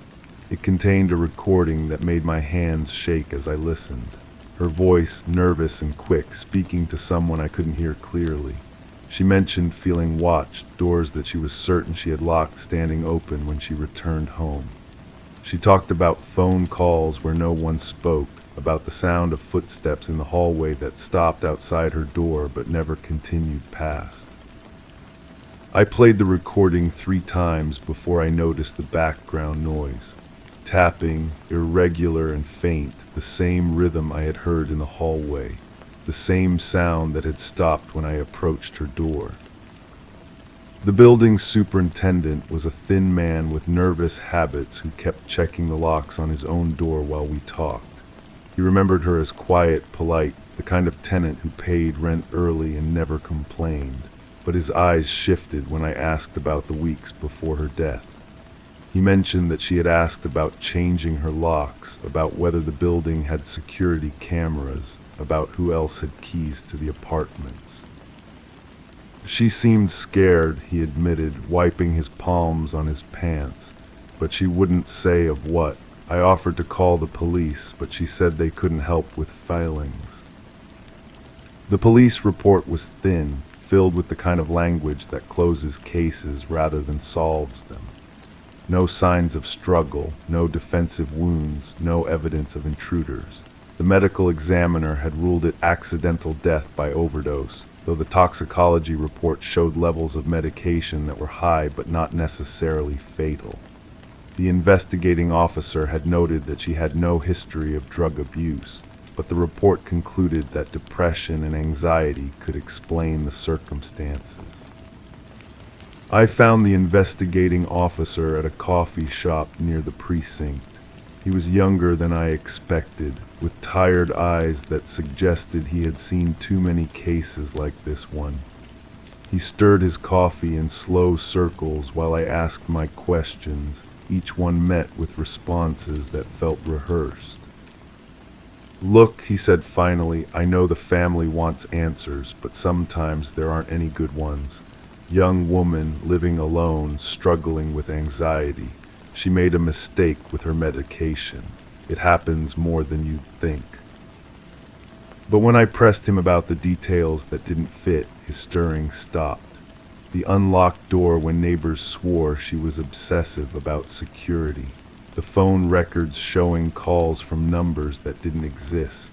The fact that her medication was found in the bathroom, though she was discovered in the living room. "Cases like this," he said, not meeting my eyes, Sometimes it's better to let sleeping dogs lie. The phrase stuck with me as I drove back to the apartment building. Sleeping dogs, as if there were things that shouldn't be disturbed, questions that shouldn't be asked. The superintendent let me back into her apartment, though he seemed reluctant, checking his watch repeatedly and mentioning that he had other obligations. This time I noticed things I had missed before. Scratches around the lock that could have been from someone learning to use unfamiliar keys. A window in the bedroom that was unlocked, though it faced a fire escape. Most disturbing, a small hole in the wall between her apartment and the one next door, hidden behind a picture frame and barely wide enough for a wire or a small camera. The apartment next door was supposed to be vacant, according to the superintendent, but when I pressed my ear to the wall, I could hear sounds from within. Soft movements, the creak of floorboards, the distant murmur of a television or radio. I knocked on the door and waited, but no one answered. The silence that followed felt deliberate, the kind of quiet that comes from holding your breath. I returned that evening and waited in my car across the street. Just after dark, I saw a light come on in the supposedly empty apartment. A figure moved past the window, tall and careful in its movements. I watched for over an hour, but the figure never appeared again, though the light remained on. The next morning, I spoke with other tenants in the building. Most claimed they barely knew her, but their stories contained small inconsistencies that bothered me. One woman mentioned seeing her talking to a man in the hallway, but couldn't describe him beyond saying he belonged there. Another tenant recalled hearing raised voices from her apartment, but insisted it was probably just the television. The most unsettling conversation was with an elderly man who lived on the floor below. He had complained multiple times about noise from her apartment, footsteps at strange hours, furniture being moved, sounds like someone pacing. But the complaints were all from after her death, filed with the building management over the past month. "I know she's gone," he said, his hands shaking as he spoke, "but I hear things up there, like someone's still living there, still moving around." I checked with the management company. No one had been authorized to enter her apartment since the police investigation ended. The family was still deciding what to do with her belongings. According to the records, the apartment had been sealed and empty. That night, I returned to the building with a small audio recorder. The superintendent was gone, but I had noticed that the lock on the main entrance was broken, held closed by nothing more than habit. I made my way to the floor above hers and positioned myself where I could hear sounds from her apartment. For the first hour, there was nothing. Then, just as I was beginning to doubt what the elderly tenant had told me, I heard it. Footsteps, slow and deliberate, moving from room to room. The sound of a door opening and closing. The creak of floorboards in a pattern that suggested someone who knew the apartment well, who had walked those rooms many times before. I pressed the recorder against the floor and captured nearly 30 minutes of sounds from an apartment that was supposed to be empty. When I played it back later, I could hear not just footsteps, but other sounds, drawers opening, papers rustling, and once, very clearly, the sound of that irregular tapping I had heard during my first visit. The recording led me to a new theory, one that made my stomach turn. What if her death wasn't accidental, and what if the person responsible was still using her apartment? The vacant apartment next door would provide perfect access through the hole I had found in the wall. Someone could come and go without being seen, could watch and wait and plan. But when I brought this theory to the police, I was met with skepticism that felt like a wall. The same young officer listened to my recording with an expression that never changed, then handed it back to me with a shake of his head. "Audio can be deceiving," he said. Old buildings make noise, pipes, settling foundations, even small animals. You're looking for patterns that aren't there. His dismissal felt too quick, too practiced. I pressed him about investigating the adjacent apartment, about checking for signs of unauthorized entry, about reopening the case based on new evidence. But his responses grew shorter, his manner more distant, until finally he stood up and walked away, leaving me sitting alone with my questions and my growing certainty that something was being hidden. I decided to take matters into my own hands. That night, I entered the building again and made my way to her apartment. This time, I didn't just listen. I used a credit card to slip the lock, a skill I had learned during my early years in investigative work, and stepped inside. The apartment felt different in the darkness, more alive somehow, as if it were holding its breath. I moved carefully through the rooms, using a small flashlight to avoid the windows. In the bedroom, I examined the hole in the wall more carefully. It was definitely man-made, drilled with precision, and recently used. The edges were smooth, free of dust, and when I shined my light through it, I could see into the adjacent apartment. What I saw made me freeze. The supposedly vacant apartment was furnished, lived in, with clothing draped over chairs and food containers on a small table. More disturbing were the photographs covering one wall, pictures of her taken from a distance in and around the building. Pictures that showed her daily routines, her comings and goings, her life reduced to patterns that someone had studied with obsessive attention. I was about to retreat when I heard the sound of keys in the hallway. Someone was coming, moving with quiet confidence toward one of the apartments. I turned off my flashlight and pressed myself against the wall, listening as footsteps approached. They stopped outside her door, and I heard the soft sound of a key sliding into the lock. The door opened slowly, and a figure entered the apartment. In the darkness, I could make out only a silhouette, but the person moved through the rooms as if they belonged there, as if they had done this many times before. I held my breath and remained motionless as they passed within feet of where I stood. The figure went directly to the bedroom and began searching through the dresser drawers with practiced efficiency. They were looking for something specific, something they hadn't found in previous visits. I watched as they moved to the closet, then to the nightstand, their search growing more urgent with each empty drawer. Finally, they turned toward the wall where I was hiding, and I saw their face in the dim light from the window. It was the superintendent, the nervous man who had spoken so kindly about her, who had claimed to barely know her, who had the keys to every apartment in the building. He found what he was looking for in a shoe box hidden behind other boxes, a collection of letters and photographs that he gathered quickly and stuffed into a bag. But as he turned to leave, he paused, his head tilted as if listening. For a moment I thought he had detected my presence, but then I realized he was hearing the same thing I was, footsteps in the hallway, approaching the apartment. The superintendent's face changed, fear replacing the confidence he had shown moments before.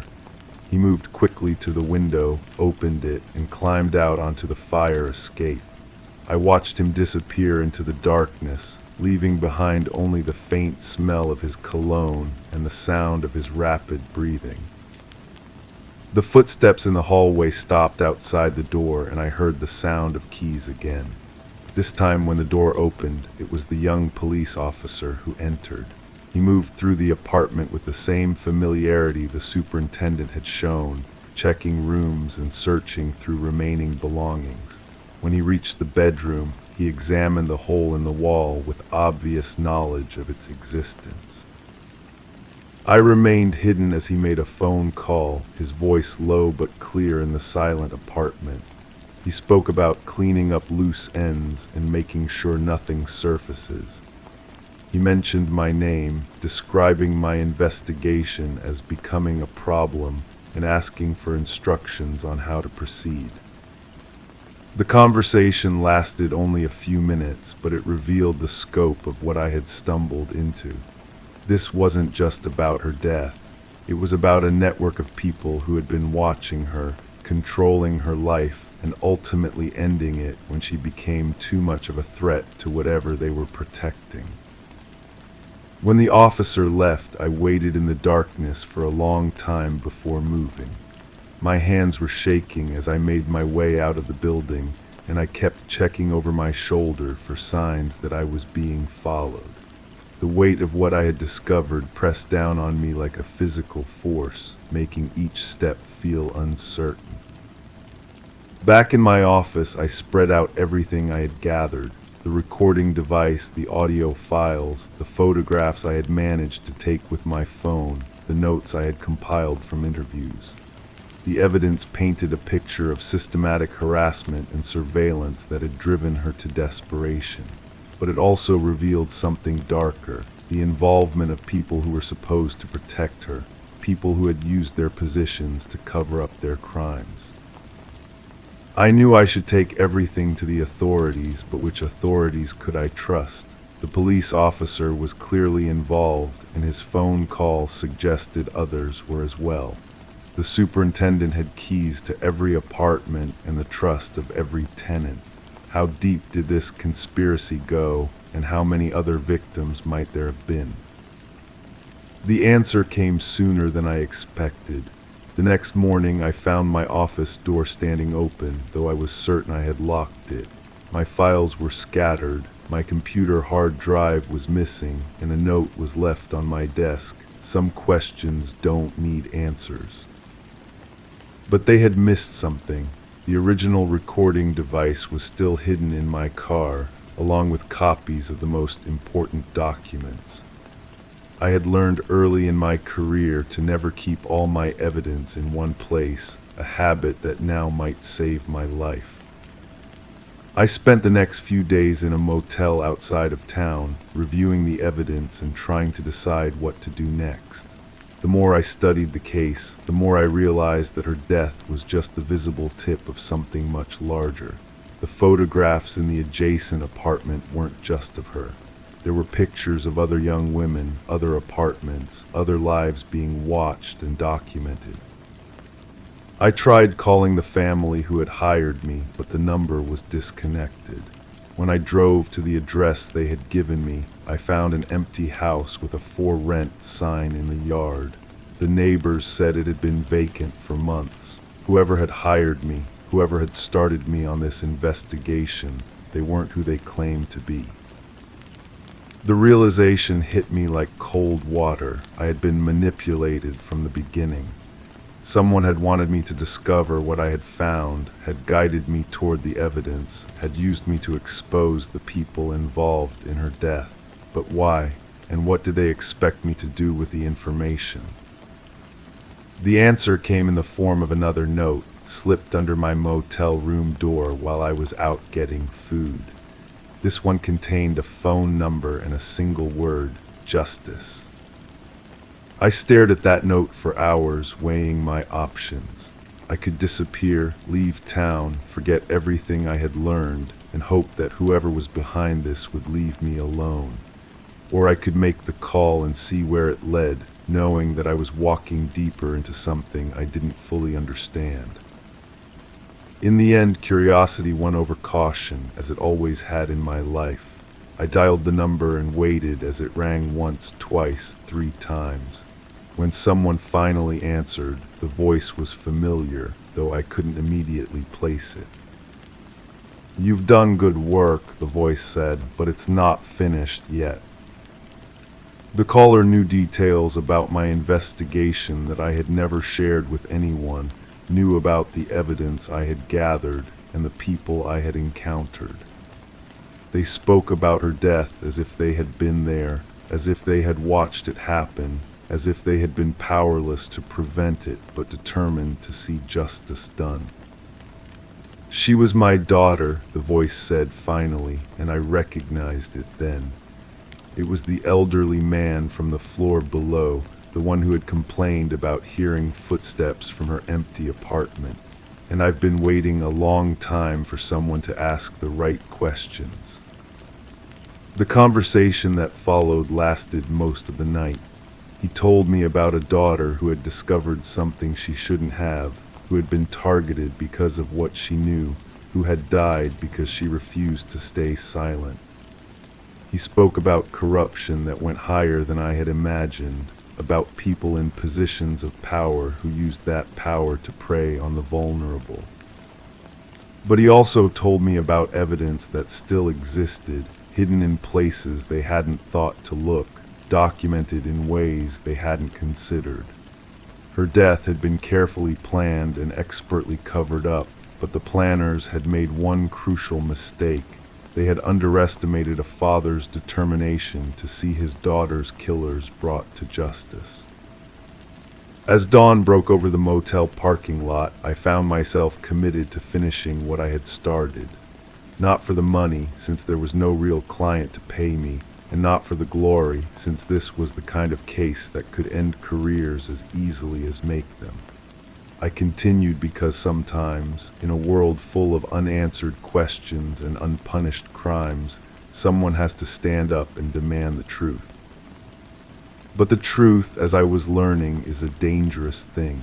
It has sharp edges and hidden depths. It can cut the person who handles it carelessly, and it can drown the person who dives too deep without proper preparation. As I packed my belongings and prepared to leave the motel, I wondered if I was strong enough for what lay ahead, if I was prepared for the consequences of the knowledge I now carried. The morning air felt different as I walked to my car, charged with possibility and threat in equal measure. Somewhere in this city, people were waking up believing their secrets were safe, their crimes forgotten, their victims silenced forever. They were wrong about that, but they were also powerful and desperate, which made them more dangerous than I had ever imagined.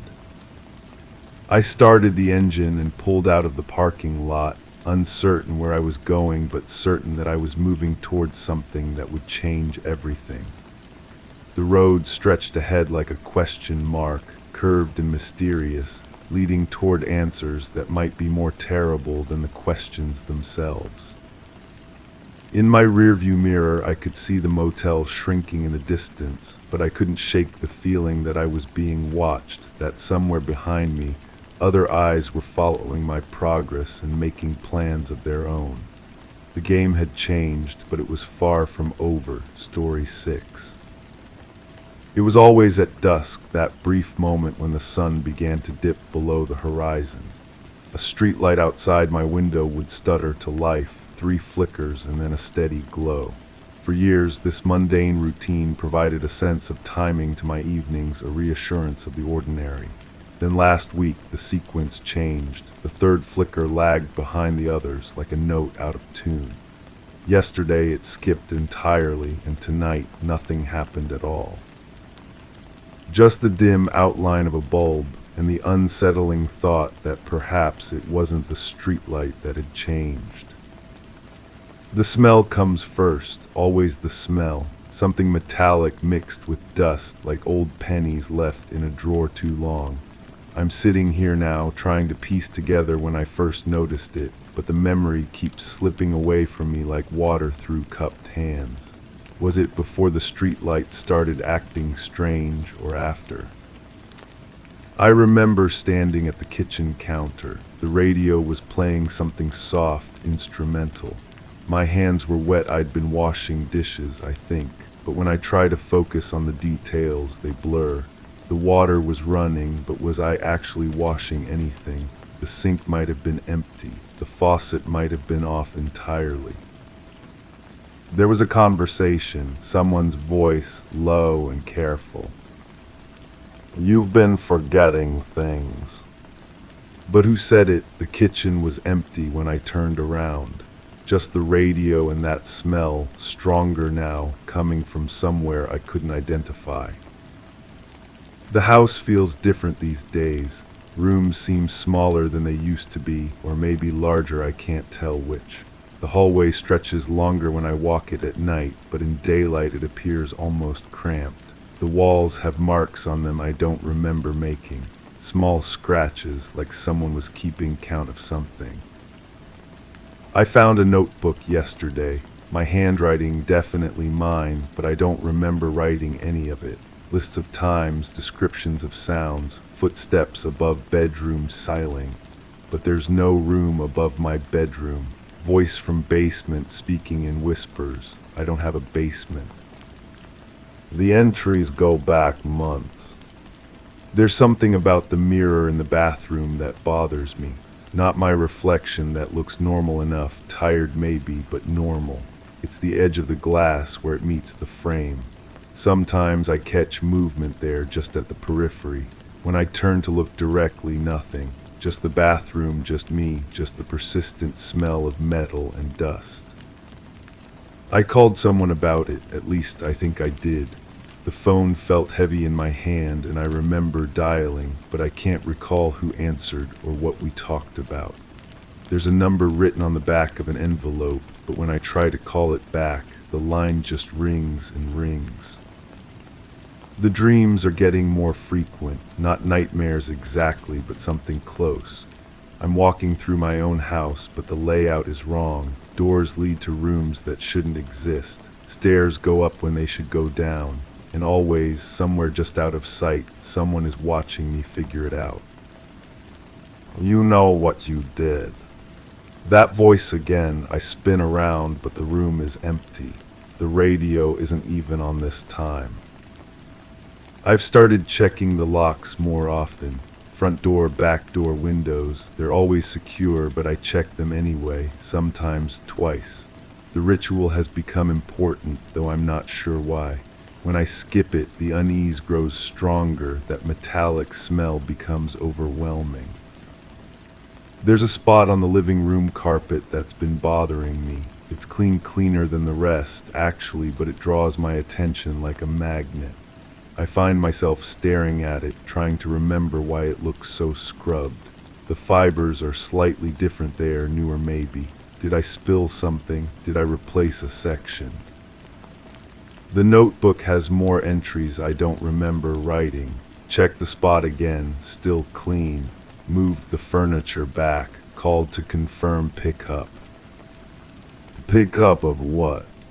I'm losing time, that's the only way to describe it. I'll be doing something mundane, reading, watching television, and suddenly it's much later than it should be. The clock will show hours have passed, but I only remember minutes. During these gaps, things get moved around, books reshuffled, dishes cleaned and put away, tasks completed by hands I don't remember using. The streetlight hasn't worked in days now. The city should have fixed it by now, but no repair trucks have come by.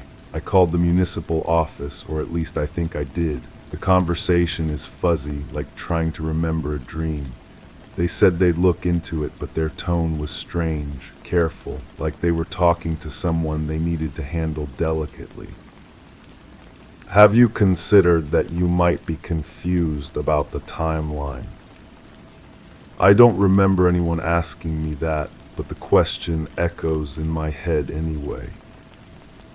The house is making sounds at night, settling probably, old wood expanding and contracting, but the sounds seem deliberate, patterned. 3 soft creaks from the floorboards upstairs, then silence.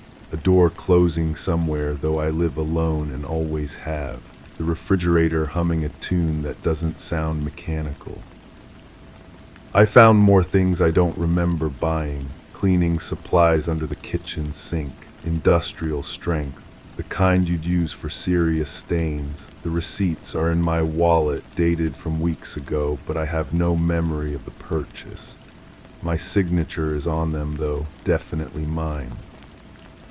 There are gaps in my photo albums, not missing pictures exactly, but spaces where pictures used to be. The adhesive residue is still there, and I can see the faint outlines where images once stuck to the pages. Important ones, I think. The gaps feel significant, though I can't remember what was supposed to be there. Someone has been in the house, I'm sure of it now. Nothing is missing, but things are subtly different.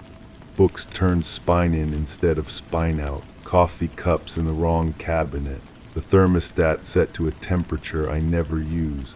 When I try to remember if I changed these things myself, the memories slip away like smoke. The voice is getting clearer. You can't keep pretending it didn't happen. But what didn't happen, the harder I try to remember, the more elusive it becomes. There's a shape to it, like trying to recall a word that's on the tip of your tongue, something important, something I've been actively not thinking about. I've started writing everything down as it happens, trying to create a record I can trust. But when I read back through my notes, they contradict each other. Times don't match up. Events are described differently. It's like reading the accounts of multiple people, all claiming to be me. The carpet spot is growing, not larger exactly, but more noticeable. The clean area seems to pulse when I'm not looking directly at it. When I kneel down to examine it closely, the smell gets stronger. Metal and dust, but something else underneath, something organic. I found a business card in my coat pocket. No name, just a phone number and the words "Specialized Cleaning Services." The card is well worn, like it's been handled frequently.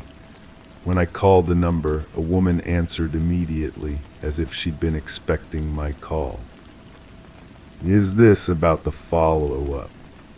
The follow-up to what? The service call, you scheduled a follow-up inspection.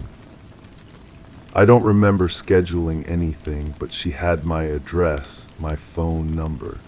She knew details about my house that I'd never shared with anyone. The appointment is tomorrow, I think. Time has become unreliable lately. What feels like tomorrow might be next week, or might have already passed. The business card is real enough, though. I can feel its weight in my pocket, proof that something is happening, even if I can't remember what. The streetlight flickered tonight, just once, so briefly I almost missed it. In that instant of illumination, I saw something that made my breath catch. A figure standing beneath the light, looking up at my window. But when the darkness returned, they were gone, or maybe they were never there at all. I'm beginning to understand that the light isn't broken. It's responding to something else entirely. Something that comes and goes according to a schedule I'm not supposed to remember. The 3 flickers, the steady glow, it was never about the light itself. It was a signal, a marker for events I've been trying very hard to forget. The notebook is full now. Pages and pages of my handwriting, describing things I don't remember doing, conversations I don't remember having, decisions I don't remember making. But reading through it all, a pattern emerges. A story told in fragments, like a puzzle with crucial pieces missing. Or maybe not missing, maybe hidden. The cleaning woman arrives tomorrow. She'll inspect her work, make sure everything is still in order. She'll check the carpet, test the air for lingering odors, verify that the specialized chemicals did their job properly. And I'll nod and smile and sign whatever paperwork she brings, just like I apparently did before. The streetlight flickers again as I write this. 3 times, then steady. The old pattern restored. Outside my window, the street looks exactly as it always has. Ordinary, reassuring. Nothing has changed at all. But I'm different now. I understand that the light was never the problem. The problem is what I chose not to see while it was working perfectly, casting its reliable glow over scenes I needed to forget. The problem is what I did in the spaces between the flickers, in the moments when darkness provided cover for actions that required cleaning up afterward. The metallic smell is fading now. Soon it will be gone entirely, and I'll be able to trust my house again, trust my routines, trust the streetlight to mark my evenings with its familiar pattern, and slowly, carefully, I'll forget this conversation with myself, forget the notebook, forget the questions that have no safe answers. The light flickers one more time, and in that brief illumination, I see my reflection in the window glass. I look like someone who has learned to live with necessary forgetting, someone who understands that some memories are too dangerous to keep. Tomorrow, everything will be normal again. The streetlight will work perfectly, casting its steady glow over a street where nothing unusual ever happens. And I'll sit by my window at dusk, grateful for the ordinary rhythm of light and darkness, never wondering what might be hidden in the spaces between Story 7. It was always the third magazine from the left, leaning against the dusty spines, the pages slightly fanned as if eager to be chosen.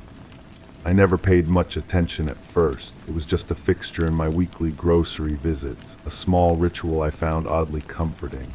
Over the months, though, I noticed slight differences: a new crease, a shifted spot in the lineup, or a small tear in the cover.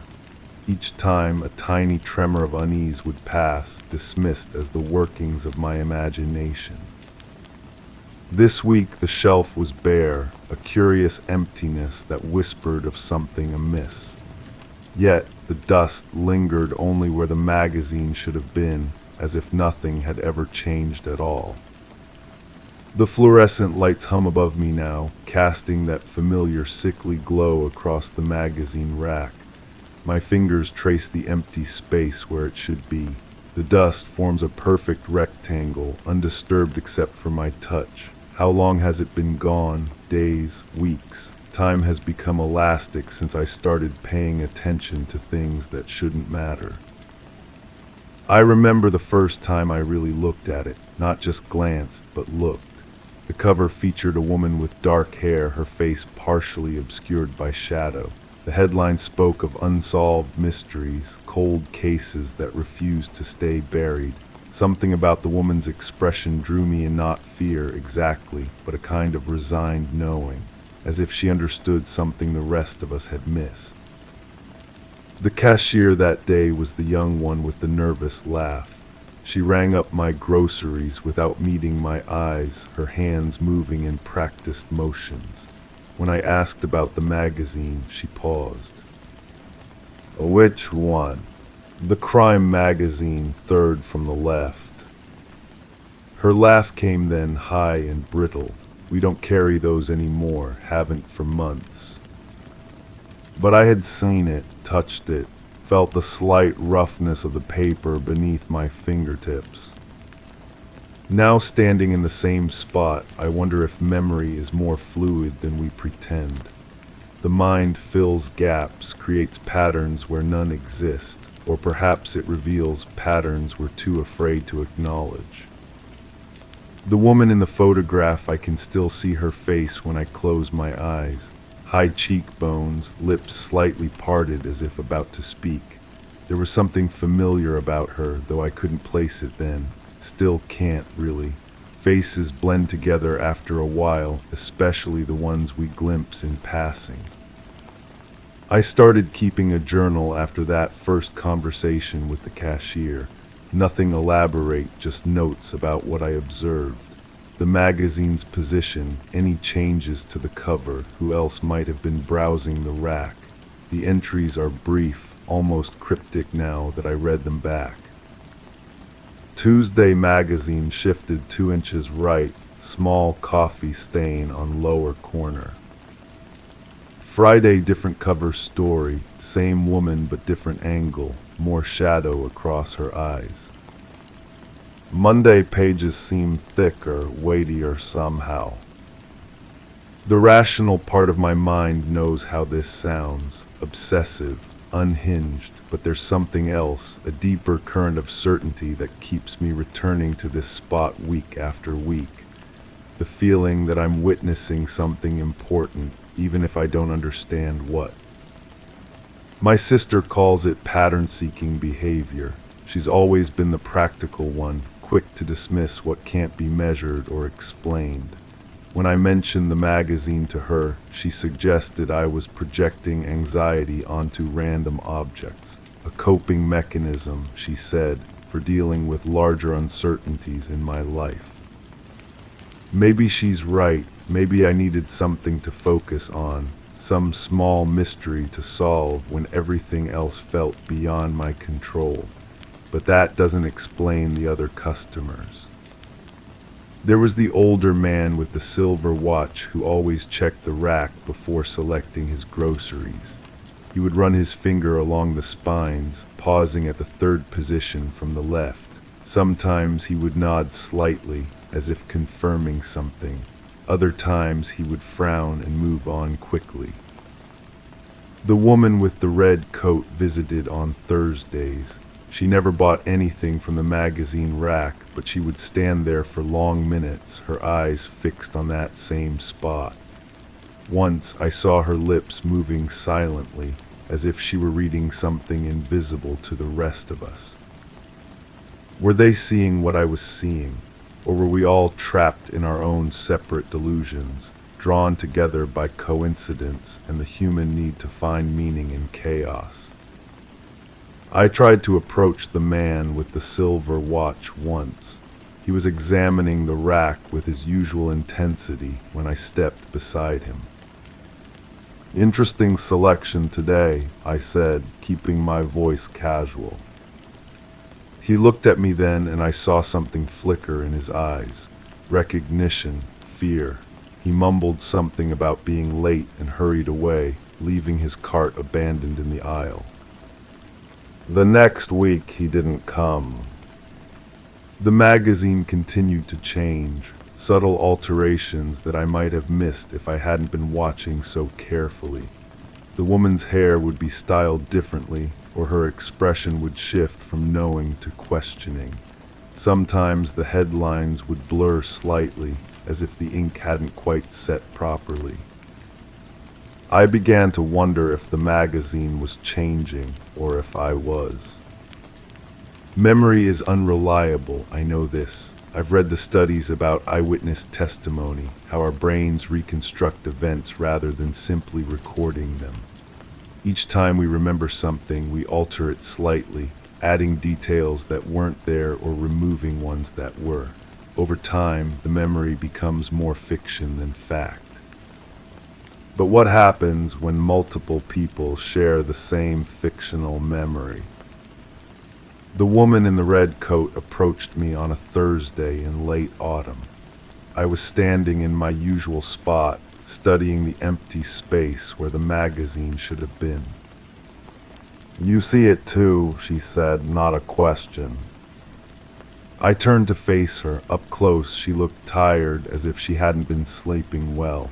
Her red coat was faded, worn at the edges. "See what?" Her face, the woman in the stories. I wanted to ask how she knew, what she had been seeing all those weeks, but something in her expression warned me away from direct questions. "Do you know her?" I asked instead. The woman in the red coat was quiet for a long moment. When she spoke, her voice was barely above a whisper. "I think she knows us.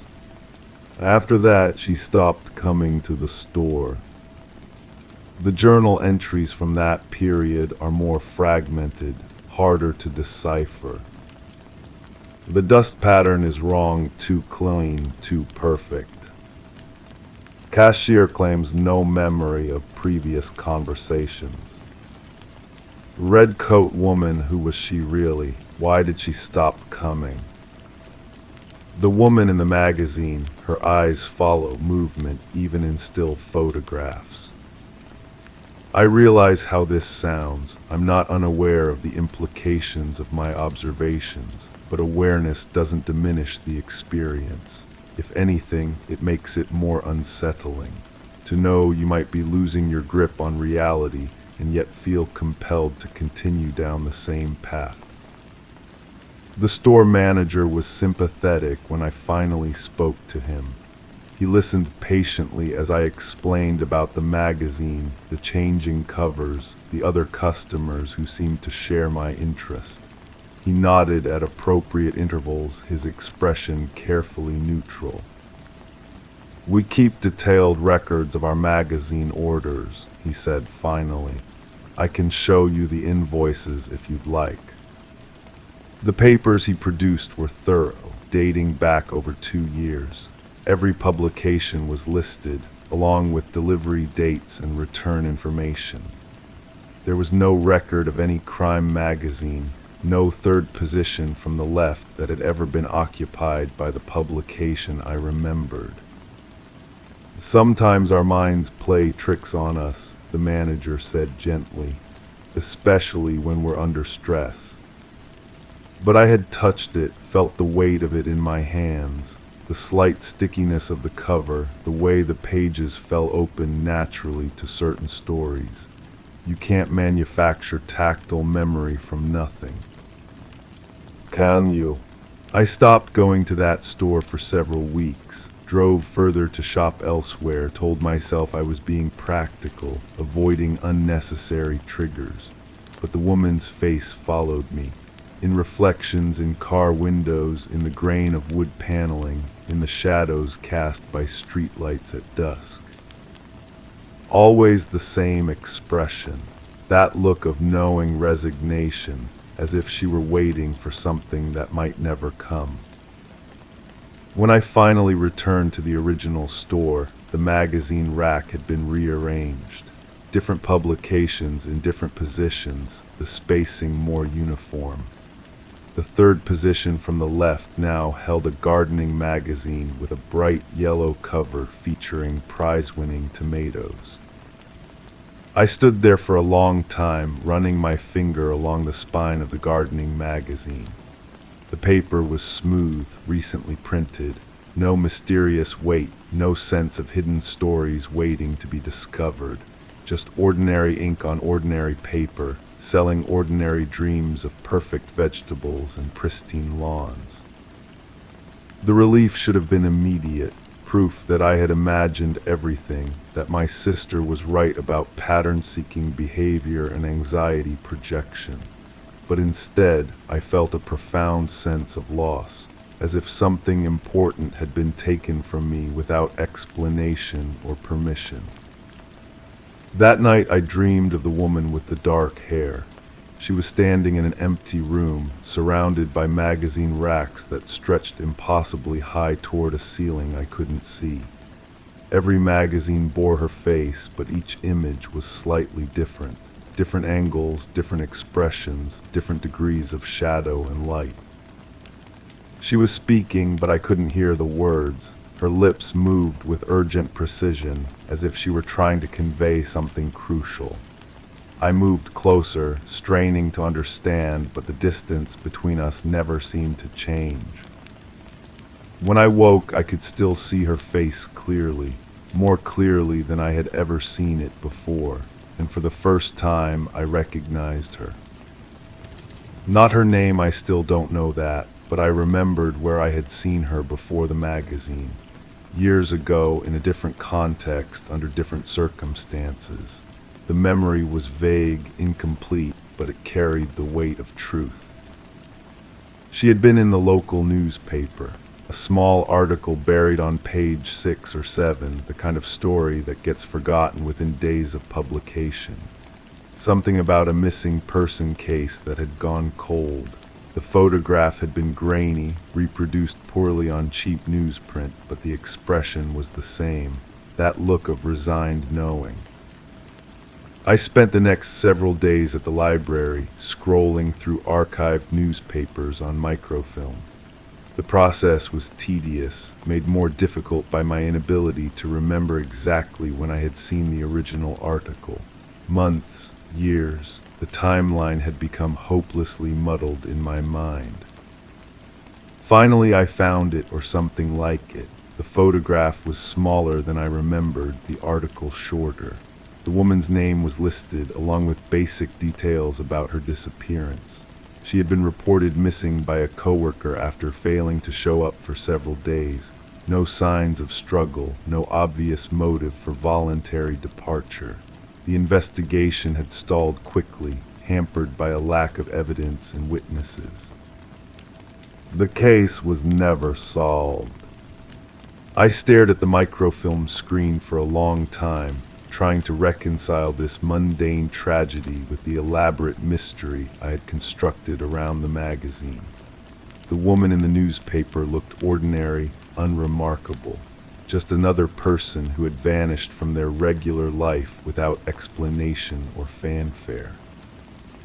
But her eyes held the same expression I had seen countless times on the magazine covers, as if she knew something the rest of us were missing.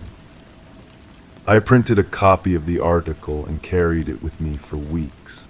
The paper grew soft and creased from handling, the text beginning to fade at the fold lines. I would take it out at random moments, waiting in line at the bank, sitting in my car before entering the grocery store, lying in bed before sleep, and study the photograph for details I might have missed. The more I looked, the less certain I became about what I was seeing. Was that really the same woman from the magazine, or had I convinced myself of a connection that didn't exist?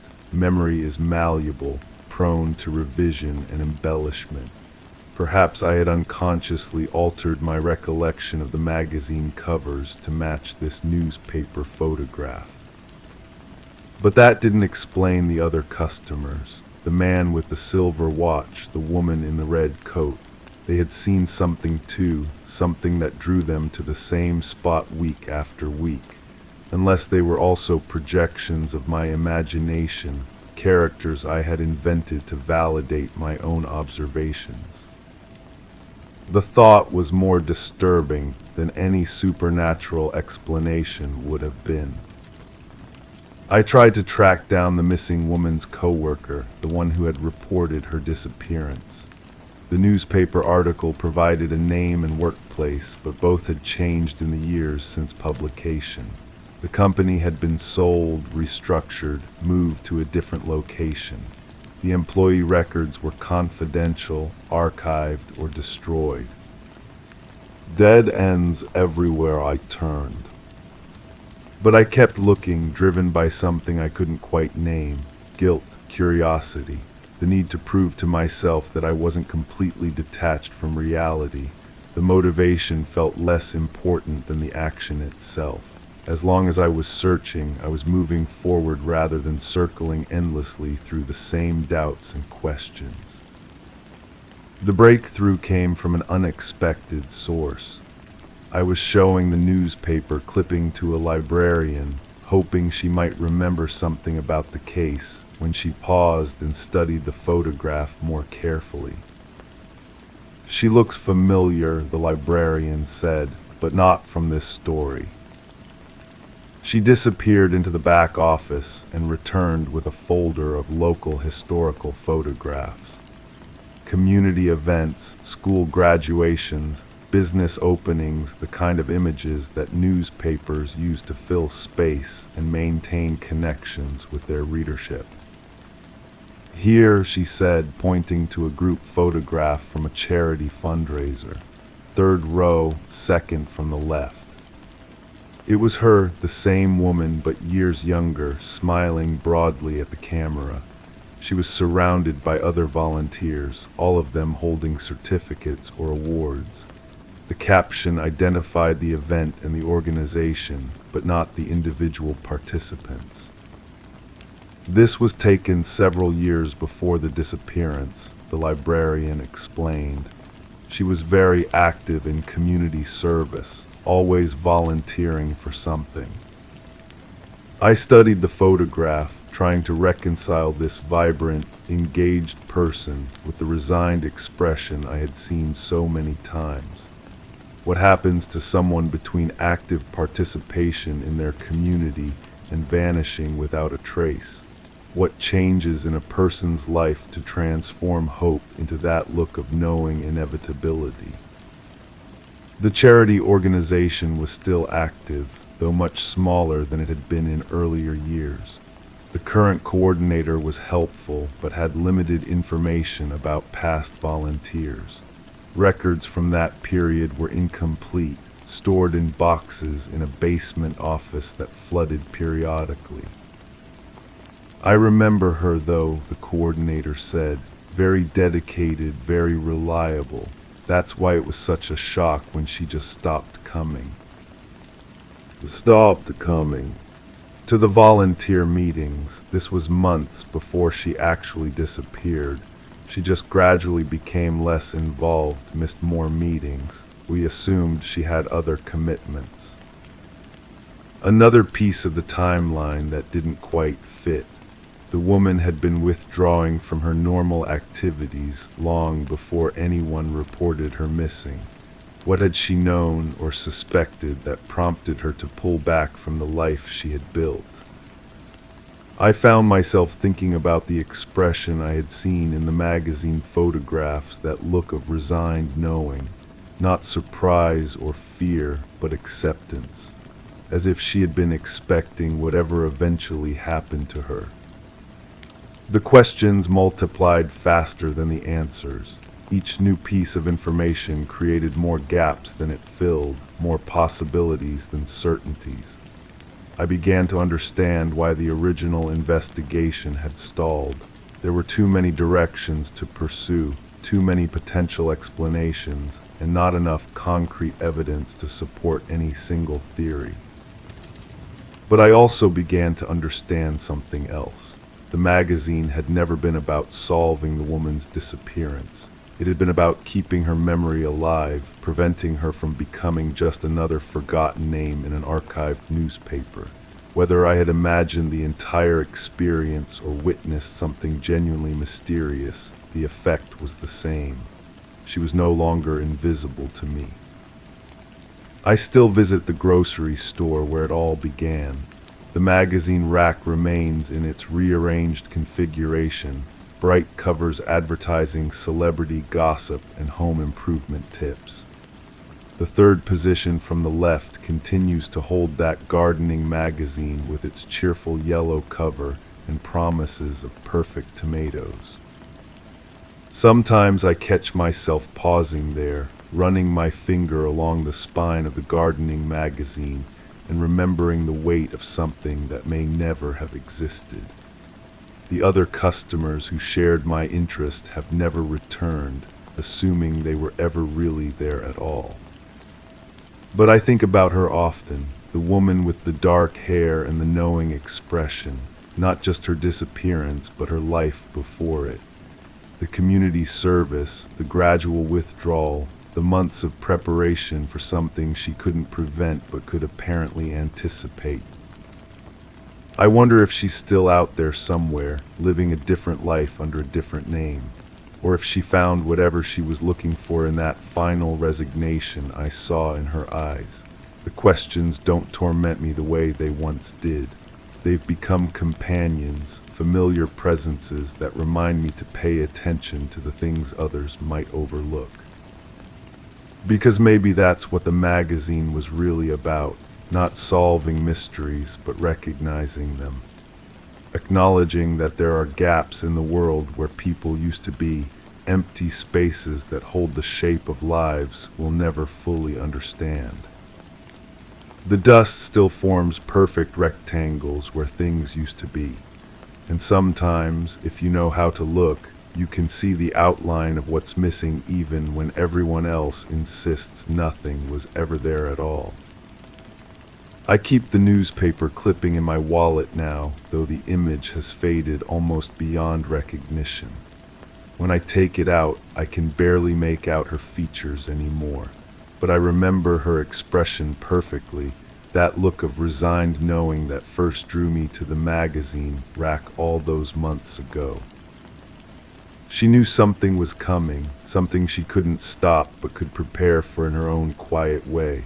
And maybe in the end, that kind of knowing is its own form of peace.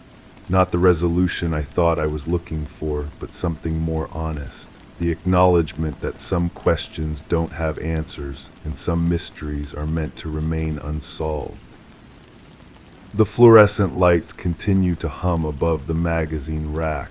The dust continues to settle in perfect patterns. And somewhere in the space between memory and imagination, a woman with dark hair continues to wait with patient resignation for someone to notice the shape of her absence. I noticed that has to count for something. Story 8. The staircase failed to creak under my weight. Each step descended into an uncanny quiet, as if the wood had forgotten how to protest. My fingers traced the familiar patterns on the banister, but the texture felt muted, like a photograph of itself. The air was strangely heavy, pressing against my skin with an unwelcomed familiarity. I reached the landing where the floor usually groaned its old complaint, yet nothing shifted beneath me, not a single jarring response. In the dim corridor ahead, shadows held their breath, as if anticipating my next move, or perhaps concealing what they shouldn't have. The smell comes first, always the smell. Lavender and something else, something metallic that clings to the back of my throat. I've been trying to place it for months now, this scent that follows me through dreams and waking moments alike. Sometimes I catch it in department stores, walking past the soap aisle, and my stomach drops before I understand why. I remember standing in that hallway, or maybe I remember remembering it. The distinction blurs when you've told yourself the same story so many times that the original becomes a copy of a copy. There was carpet burgundy with those little gold threads woven through, the kind that shows every footprint, every disturbance. I used to run my bare feet across it as a child, feeling the fibers spring back into place. But that day, the day I'm trying to reconstruct, the carpet looked different, flattened in places, disturbed. Are you sure that's how it happened? The voice echoes in my head, though I can't place who spoke those words or when. A therapist, maybe, or a friend. Someone who knew more than they were letting on. Someone who was trying to help me remember or help me forget. I was looking for something, that much I know. My hands were shaking as I opened drawers, moved papers, searched through cabinets with a desperation that felt foreign to my own body.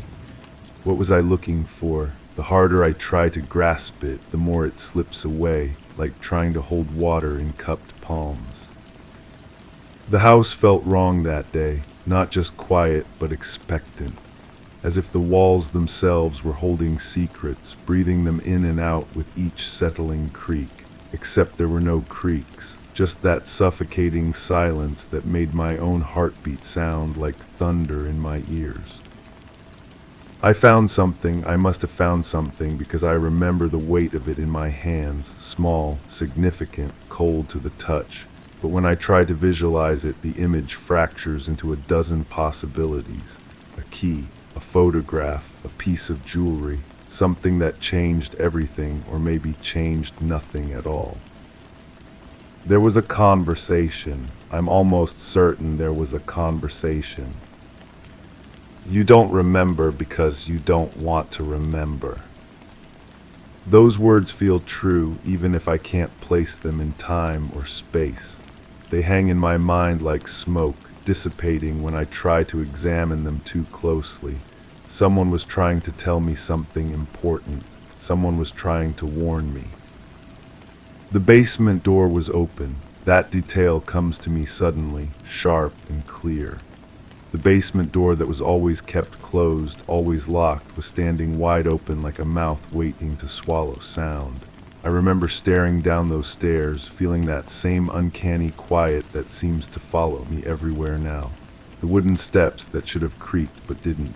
The air that tasted of dust and something else, something I couldn't name. I didn't go down, or maybe I did. The memory splits here, branches into two different versions of events. In one, I closed the door and walked away, pretending I hadn't seen anything unusual. In the other, I descended those silent steps into darkness, my hand trailing along a banister that felt like a photograph of itself. Both versions feel equally true. Both versions terrify me in ways I can't articulate. The photographs were scattered across the coffee table. I remember that now. Old pictures, the kind with white borders and that slightly faded quality that speaks of decades passing. Faces I recognized and faces I didn't. moments captured and preserved but somehow wrong, details that didn't match my memories of those same events. I was in some of the pictures, younger, smiling, standing next to people whose names I should remember but don't. In one photograph, I'm holding something in my hands, but the image is blurred, the object indistinct. I stared at that picture for what felt like hours, trying to force my memory to fill in the gaps. It's better if you don't remember everything. Another voice, another fragment of conversation floating free from its context. Gentle but firm, protective maybe, or manipulative. The line between care and control becomes razor thin when you can't trust your own recollections. The smell is stronger now, that lavender and metal combination that makes my skin crawl. I'm walking through the house again, but it's different this time. The furniture has been moved. Pictures have been taken down from walls, leaving pale rectangles where they once hung. Someone has been here. Someone has been changing things while I wasn't looking. Or maybe I'm the one who changed them. Maybe I'm the one who's been moving through my own life like a sleepwalker, rearranging evidence of something I don't want to face. I found a journal, my handwriting, but words I don't remember writing. Entries that describe days I can't recall, conversations that feel foreign to my tongue. The ink is fresh in some places, faded in others, as if time itself has become unstuck in this house where staircases forget to creak. The entries talk about someone else, someone who was important to me, someone who left or was made to leave. The pronouns shift and blur, he becoming, she becoming, they becoming it, as if my own mind was trying to obscure the truth even as I wrote it down. They were asking about you. I remember those words with crystal clarity, though I can't see the face of the person who spoke them. The tone was worried, urgent. Someone was looking for me or looking for information about me. Someone who shouldn't have been asking questions. The basement door is open again, or still open. Time moves strangely in this house of silent floors and muted textures. I'm standing at the top of the stairs, looking down into darkness that seems to have weight and substance. My hand is on the banister, feeling those familiar patterns that feel like photographs of themselves. There are sounds down there now, soft sounds, shuffling, breathing that isn't quite human or maybe too human. The kind of breathing that happens when someone is trying very hard to be quiet, to remain unnoticed. I should call out, I should announce myself, ask who's there, demand an explanation. But my voice feels trapped in my throat, caught behind teeth that seem too large for my mouth. The words I want to speak taste of lavender and metal. The photographs are different now. The same faces, the same poses, but the details have shifted. A shadow that wasn't there before, a smile that seems forced. My own eyes staring back at me from faded paper, looking afraid of something just outside the frame. I'm holding something again, that same weight in my hands, that same cold touch against my palms. But now I can see it clearly, and the sight makes my knees weak. It's exactly what I was afraid it would be. It's exactly what I knew it was all along. The conversation comes back to me in pieces. Fragments of dialogue that assemble themselves like a puzzle missing crucial pieces. You have to decide what you're going to do. I don't know how to live with this. Some things are better left buried. The truth isn't always the right choice. Voices I recognize but can't name, speaking words that feel like they're carved into my bones. A discussion about choices and consequences, about the weight of secrets and the price of silence. The house is breathing around me now, those walls exhaling their held secrets in sighs that sound almost like relief. The carpet shows every footprint, every disturbance, and I can see the path I've been walking over and over, wearing grooves in the pattern like a record that skips on the same phrase. I'm back at the basement door, always back at the basement door. The stairs descend into that uncanny quiet, each step waiting to fail to creak under my weight. My fingers find the banister, trace those familiar patterns that feel muted, like photographs of themselves. The smell rises up from the darkness below. Lavender and metal, stronger now, more insistent. It clings to my clothes, seeps into my hair, becomes part of me whether I want it to or not. I understand now why it follows me through dreams and waking moments alike. I'm going to descend those stairs. I'm going to let my hand trail along that banister, feel my feet find each step that refuses to announce my presence. I'm going to walk into that darkness where shadows hold their breath and breathing that isn't quite human waits for me to arrive. Or maybe I already have. Maybe I've been making this journey over and over, my memory fracturing each time I reach the bottom, protecting me from truths too heavy to carry in daylight. Maybe the journal entries I don't remember writing are records of all the times I've forgotten, all the times I've chosen amnesia over understanding. The object in my hands grows heavier with each step down, the weight of evidence of complicity of choices made in moments I've trained myself not to remember. My fingers close around it more tightly, feeling its edges, its substance, its undeniable reality. The basement is exactly as I knew it would be, exactly as I remember it being in those fragments of memory I've been trying so hard to suppress. The air tastes of dust and secrets, of time passing and truth delayed. The shadows don't hold their breath here. They exhale slowly, releasing what they've been guarding. I set the object down carefully, placing it exactly where it belongs, where it's always belonged. The sound it makes against the concrete floor is small but final, like a door closing or a decision being made, like the last piece of a puzzle clicking into place. The staircase still fails to creak as I climb back toward the light. Each step rises into that uncanny quiet, as if the wood has forgotten how to protest. My fingers trace the familiar patterns on the banister, but the texture feels muted, like a photograph of itself. I reach the landing where the floor usually groans its old complaint, yet nothing shifts beneath me. In the dim corridor ahead, shadows hold their breath again, as if anticipating my next descent, or perhaps concealing what they've always known they should. The smell of lavender and metal follows me upstairs, but it's fainter now, more familiar, less like a warning and more like a reminder. Some things are better left buried, but buried doesn't mean gone. Buried just means waiting. I close the basement door behind me, turn the lock that's always been there, and walk away. But I know I'll be back. I know the staircase will fail to creak again.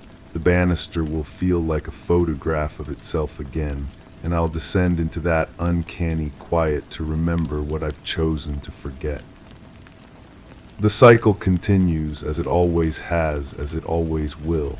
Memory and forgetting, truth and protection, the weight of objects that grow heavier with each handling.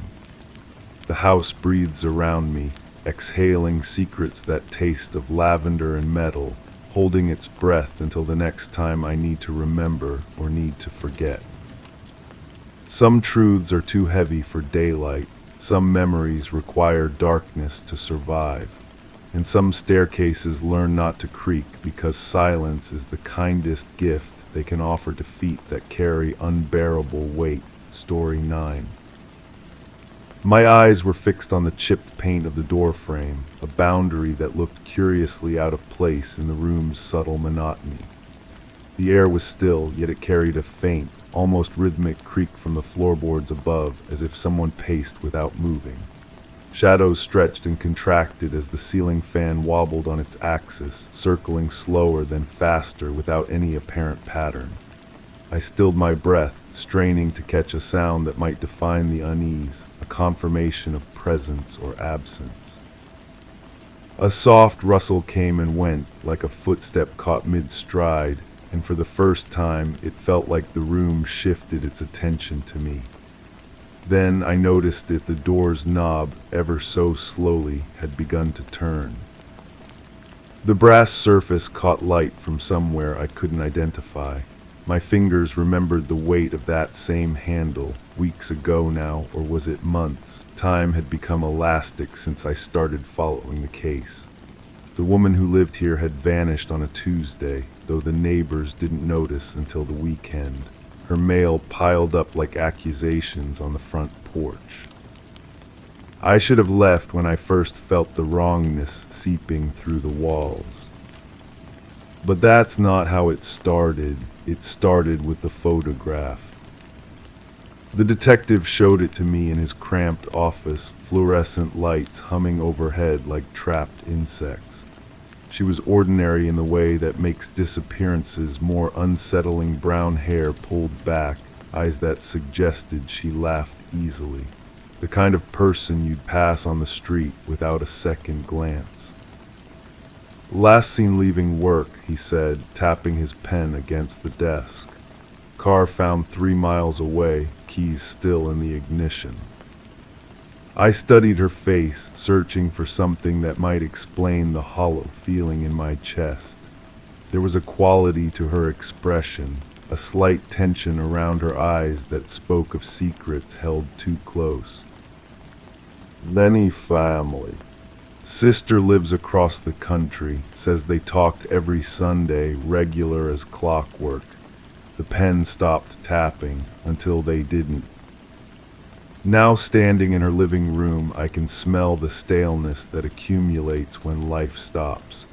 Dust motes drift through shafts of afternoon light, and I wonder if they're the same particles that floated here when she still breathed this air. The thought makes me dizzy. The doorknob has stopped turning. I wait, counting heartbeats, but nothing follows. Just the fan's irregular rotation and that persistent creaking from above. I remember thinking the house would have answers. Houses always do if you know how to listen. But this one whispers in a language I can't quite grasp, full of half-formed words and interrupted meanings. Her sister called me 3 days after I published the first article. Her voice carried the particular exhaustion of someone who has repeated the same story too many times to people who nod sympathetically and do nothing.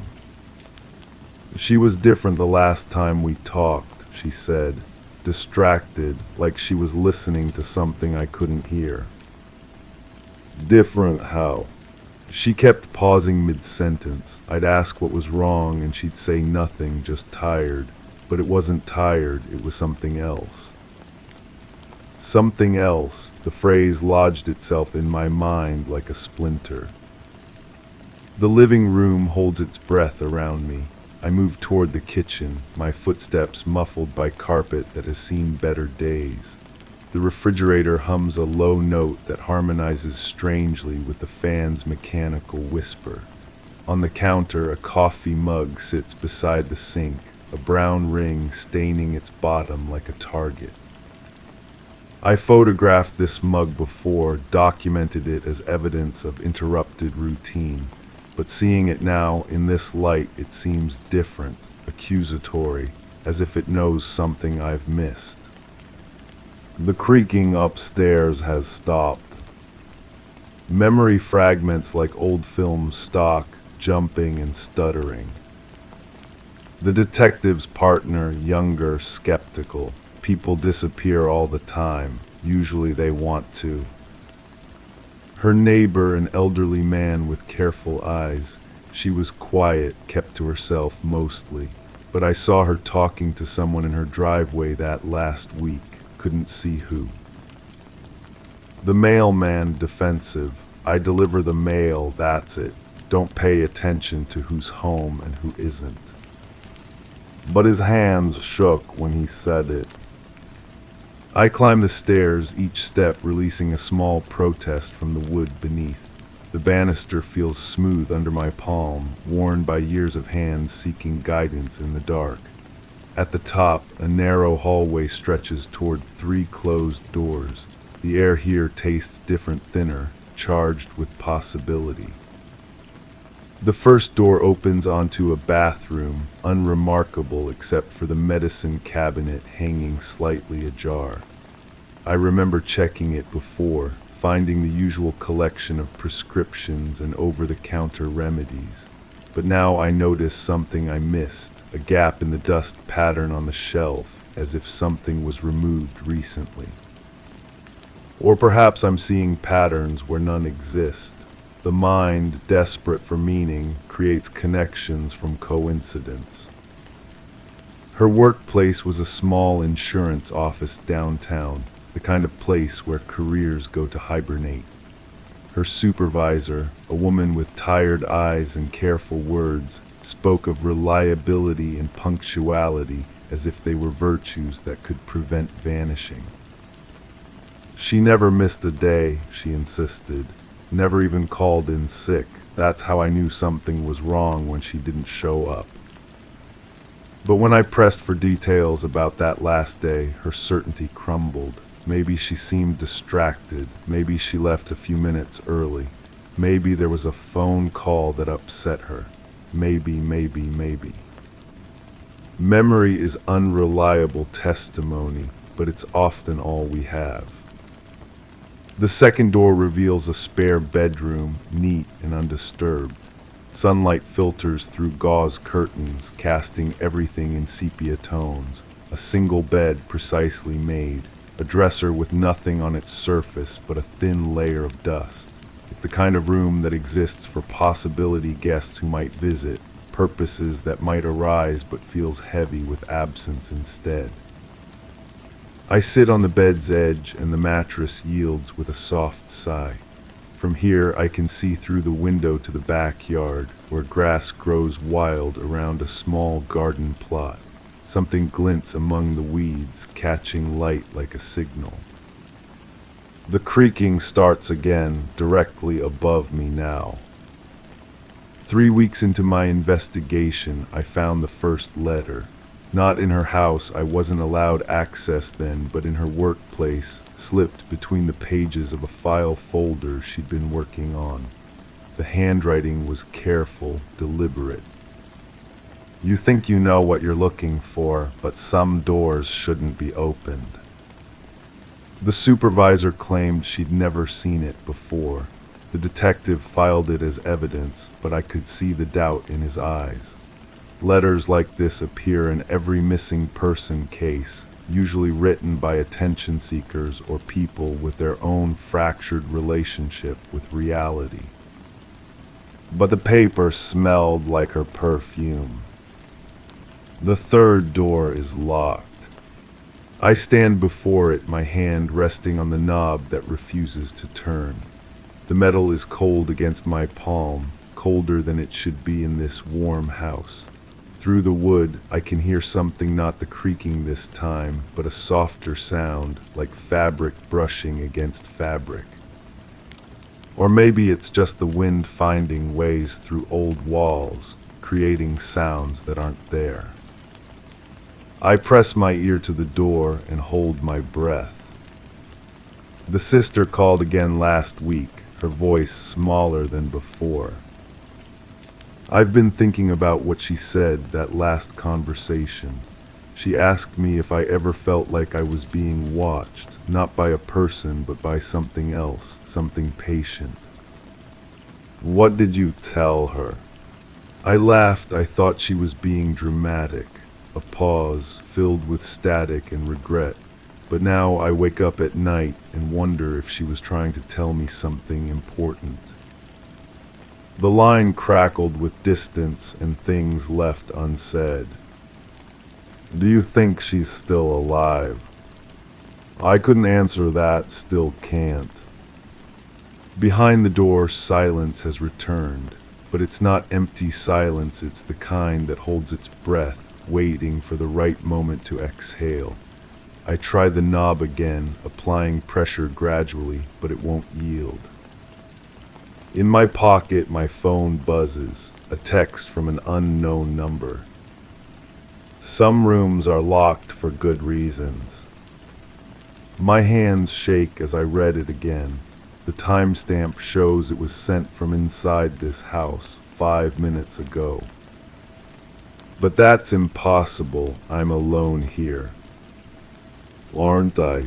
The investigation took on its own momentum after the second letter appeared. This one was tucked under my apartment door, written in the same careful script. She found something she wasn't supposed to find. Now you're looking for the same thing. The detective ran fingerprint tests that revealed nothing. The paper was common stock, available anywhere. The ink could have come from any ballpoint pen, but the message felt personal, intimate in its threat.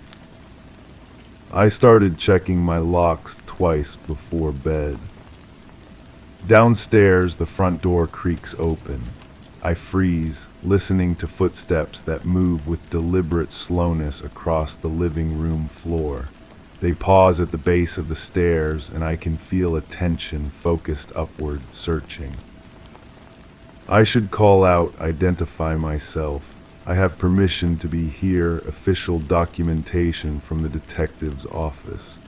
But something keeps me silent, pressed against the locked door like a secret. The footsteps begin to climb. Memory shifts unreliable.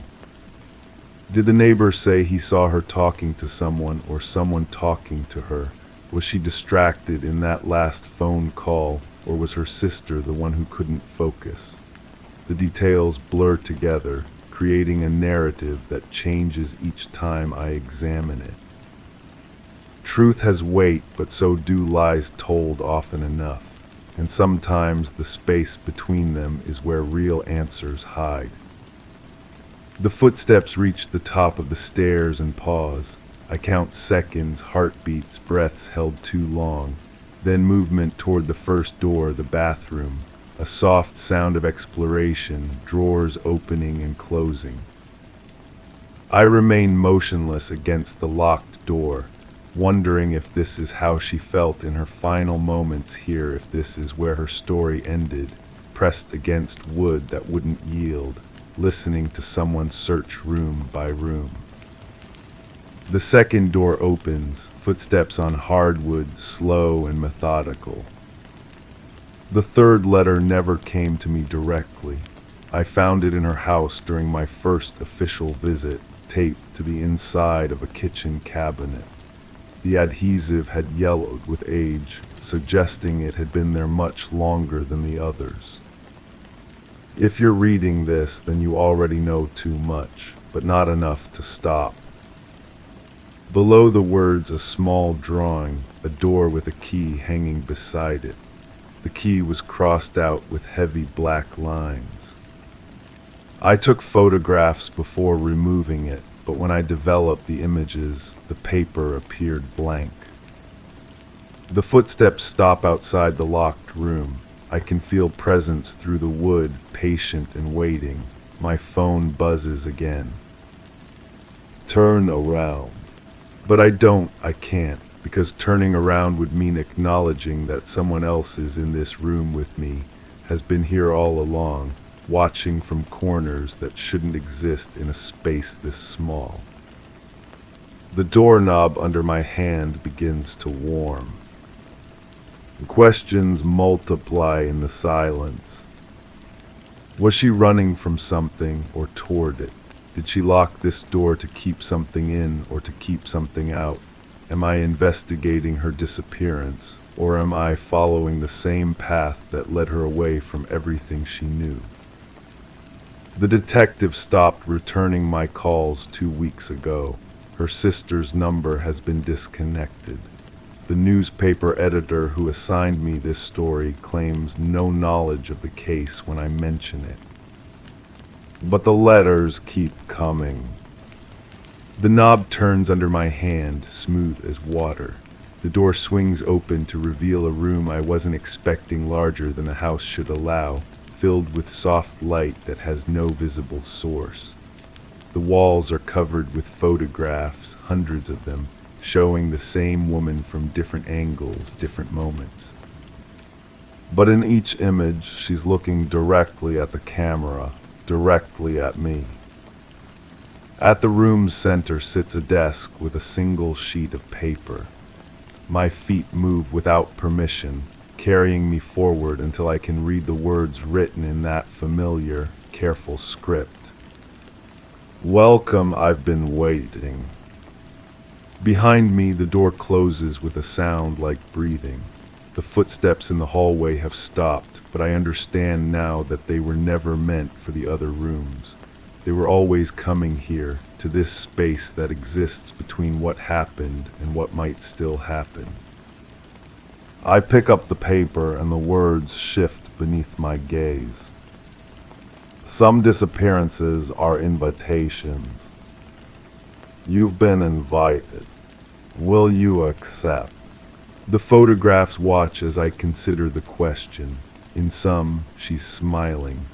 In others, her expression carries that same tension I noticed in the detective's office, the look of someone holding secrets too close. But now I recognize what I couldn't see before. It's not fear in her eyes.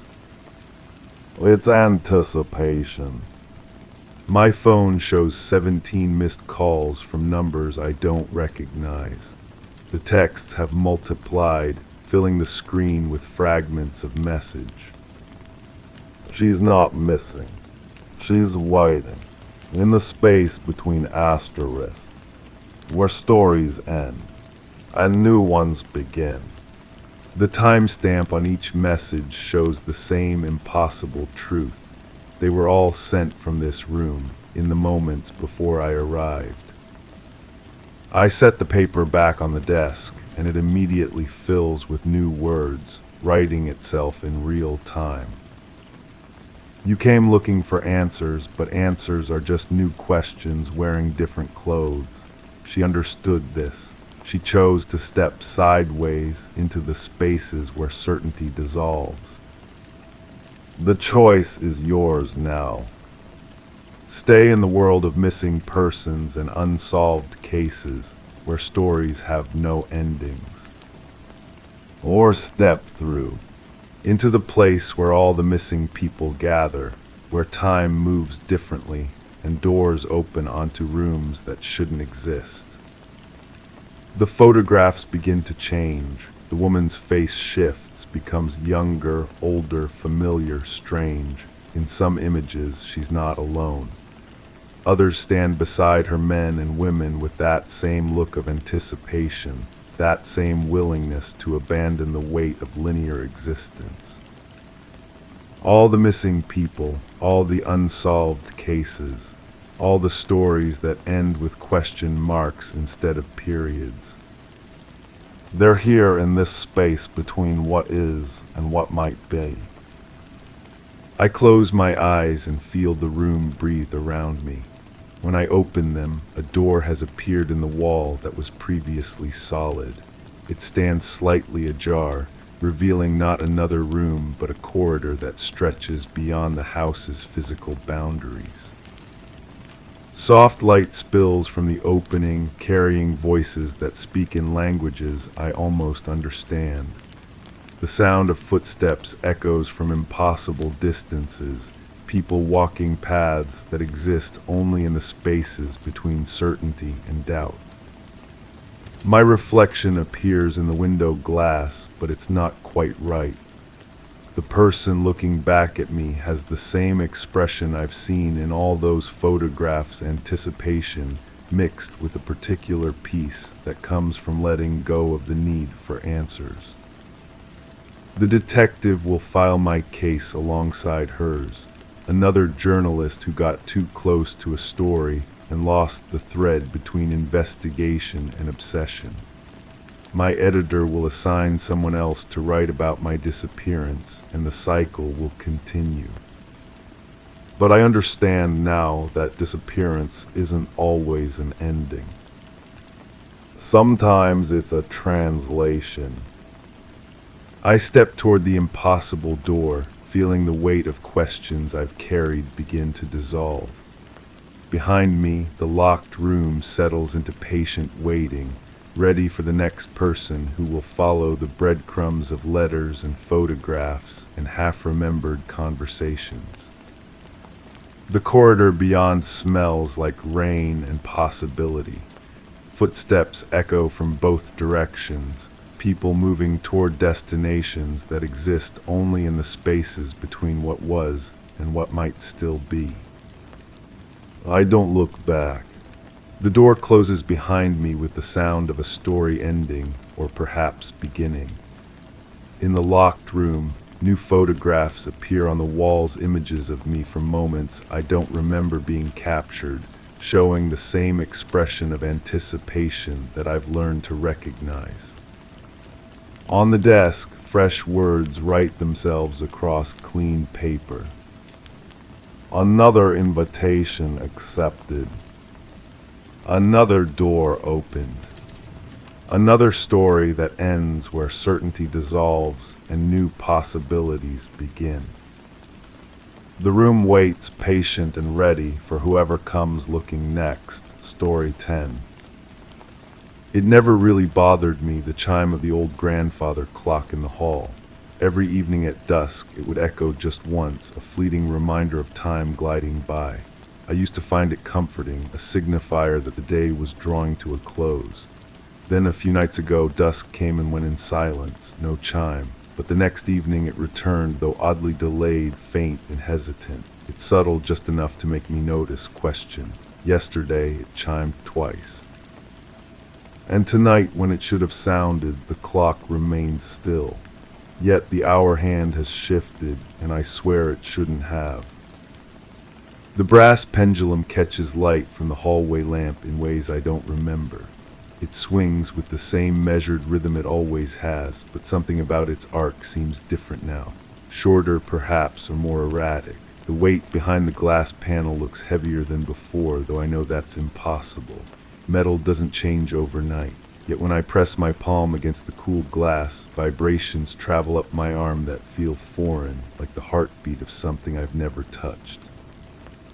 The floorboards beneath the clock show wear patterns I hadn't noticed until recently. Not the expected grooves from decades of foot traffic, but circular marks, as if someone had been pacing in tight loops around the base. The wood is darker there, stained by something more persistent than ordinary use. When I kneel to examine them closer, the smell rises up not dust or age, but something sharper, medicinal almost. The kind of scent that clings to places where people have spent too much time thinking. My coffee mug sits on the kitchen counter where I left it this morning, but the handle faces the wrong direction. I'm particular about these things, always have been. Handle to the right so I can grab it easily with my dominant hand. Now it points left, and the coffee inside has a film across the surface that suggests hours of cooling. But I made this cup less than an hour ago. I'm certain of it. The taste, when I force myself to sip, carries an undertone of something bitter that wasn't there before. The photographs on the mantelpiece have shifted, not dramatically, just enough to create new angles, different shadows across familiar faces. The frame that usually sits in the center has moved slightly to the left, and the image inside seems hazier than I remember. Faces I know by heart appear somehow softer around the edges, as if the focus has slipped. When I reach to straighten them, my fingerprints are already there on the glass, though I can't recall touching these frames in weeks. The telephone in the living room holds a dial tone that stretches longer than it should. When I lift the receiver to check for messages, the silence that greets me feels dense, occupied. Not the clean emptiness of a dead line, but the weighted quiet of someone listening without breathing.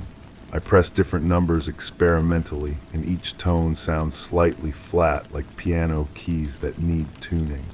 The coiled cord has twisted itself into knots I didn't make. My bedroom door stands ajar exactly 3 inches. I know this measurement because I've checked it obsessively since discovering the pattern. Every morning without fail, 3 inches, not 2, not 4, never fully closed, never completely open.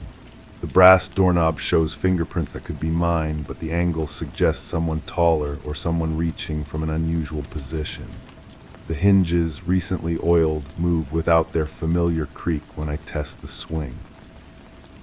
The mirror above the bathroom sink reflects light in ways that seem wrong for the time of day.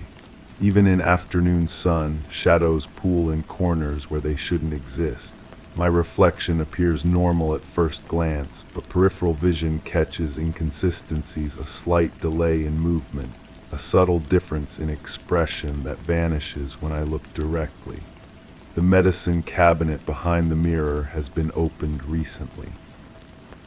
I can tell because the small bottles inside have shifted, and one prescription bottle sits empty that I remember being half full. The kitchen window overlooks a view that's been constant for years, yet something in the landscape has changed. The tree line in the distance seems closer, more defined, or perhaps it's farther away, creating an optical illusion of clarity. Birds that used to gather on the back fence have relocated to different perches, and their songs carry different patterns. The glass itself bears handprints on the outside, as if someone had pressed their palms against it while looking in. My journal, kept in the nightstand drawer, contains entries I don't remember writing. The handwriting matches mine perfectly, same slant, same pressure, same peculiar way I form certain letters.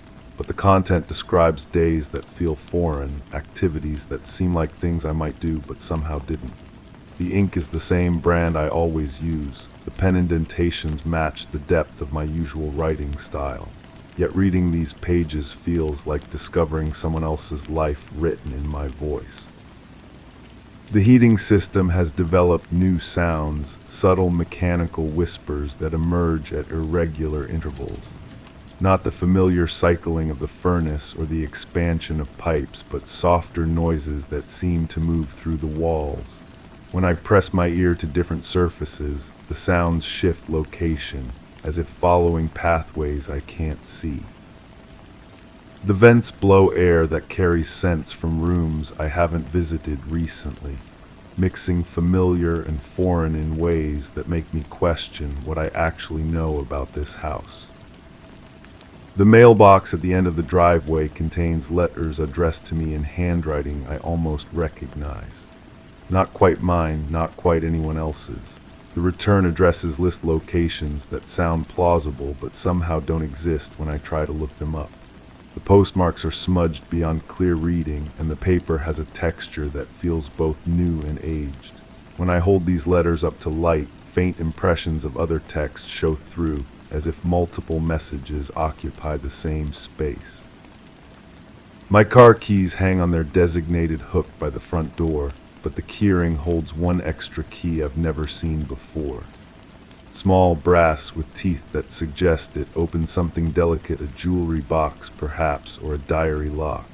The metal shows wear patterns indicating frequent use, though I have no memory of ever turning it in any lock. When I hold it, the weight feels familiar in my palm, as if my fingers have traced its edges countless times in moments I can't recall. The basement door, usually kept locked, stands open just enough to reveal the top 3 steps descending into darkness. The key that should secure it sits on the nearby table, and the lock mechanism shows no signs of being forced. The air that drifts up from below carries the scent of concrete and something else, something that reminds me of the way fabric smells after being stored too long in a closed space. The light switch at the top of the stairs is in the down position, though I always leave it up. Books on my shelves have bookmarks in chapters I don't remember reading. The markers are strips of paper torn from what looks like my own notebook, with fragments of my handwriting visible on the edges. Some passages are underlined in pencil, my preferred method, but the lines emphasize sentences that seem to have been chosen by someone who knows me well, but thinks differently than I do. The books themselves feel lighter when I lift them, as if pages have been removed. The shower drain in the bathroom has begun to emit sounds when water isn't running. Not the gurgle of trapped air or the settling of pipes, but something that almost resembles whispers. The chrome fixture above shows water spots arranged in patterns too regular to be accidental, and the grout between tiles has developed stains that form shapes I try not to interpret. When I run water, it circles the drain in the opposite direction from what I expect. My computer browser history shows searches I don't remember conducting. The queries seem like things I might look up, topics that align with my interests and concerns, but they're phrased in language I wouldn't use. The timestamps indicate late-night activity during hours when I'm certain I was asleep. The search results have been clicked through systematically, as if someone were researching with purpose and patience I lack. The garden outside my kitchen window has been tended by hands that aren't mine. Weeds have been pulled with a precision I never achieve, and the soil around certain plants has been disturbed in ways that suggest replanting or rearrangement. Tools I don't own have left impressions in the dirt, the marks of implements more specialized than anything in my shed. Some flowers have been cut with clean, angled cuts that indicate sharp shears used by someone who understands proper technique. The attic access panel in the hallway ceiling bears fingerprints around its edges. The dust that should accumulate there has been disturbed recently, and insulation fibers have drifted down to collect in corners below. When I stand directly underneath, I can hear settling sounds that seem too rhythmic to be natural expansion and contraction. The pull cord for the panel hangs at a different length than I remember, as if it's been adjusted for someone of a different height. And now, as evening approaches again, I position myself where I can watch the grandfather clock directly. The brass pendulum continues its measured swing, catching light in ways that seem both familiar and strange. The hour hand points towards 7, though my watch insists it's closer to 6. The minute hand trembles slightly, as if fighting against some resistance I can't see. I wait for the chime that may or may not come, wondering if the sound I hear or don't hear will finally tell me whether I'm losing my mind or discovering that someone else has been living my life more carefully than I have.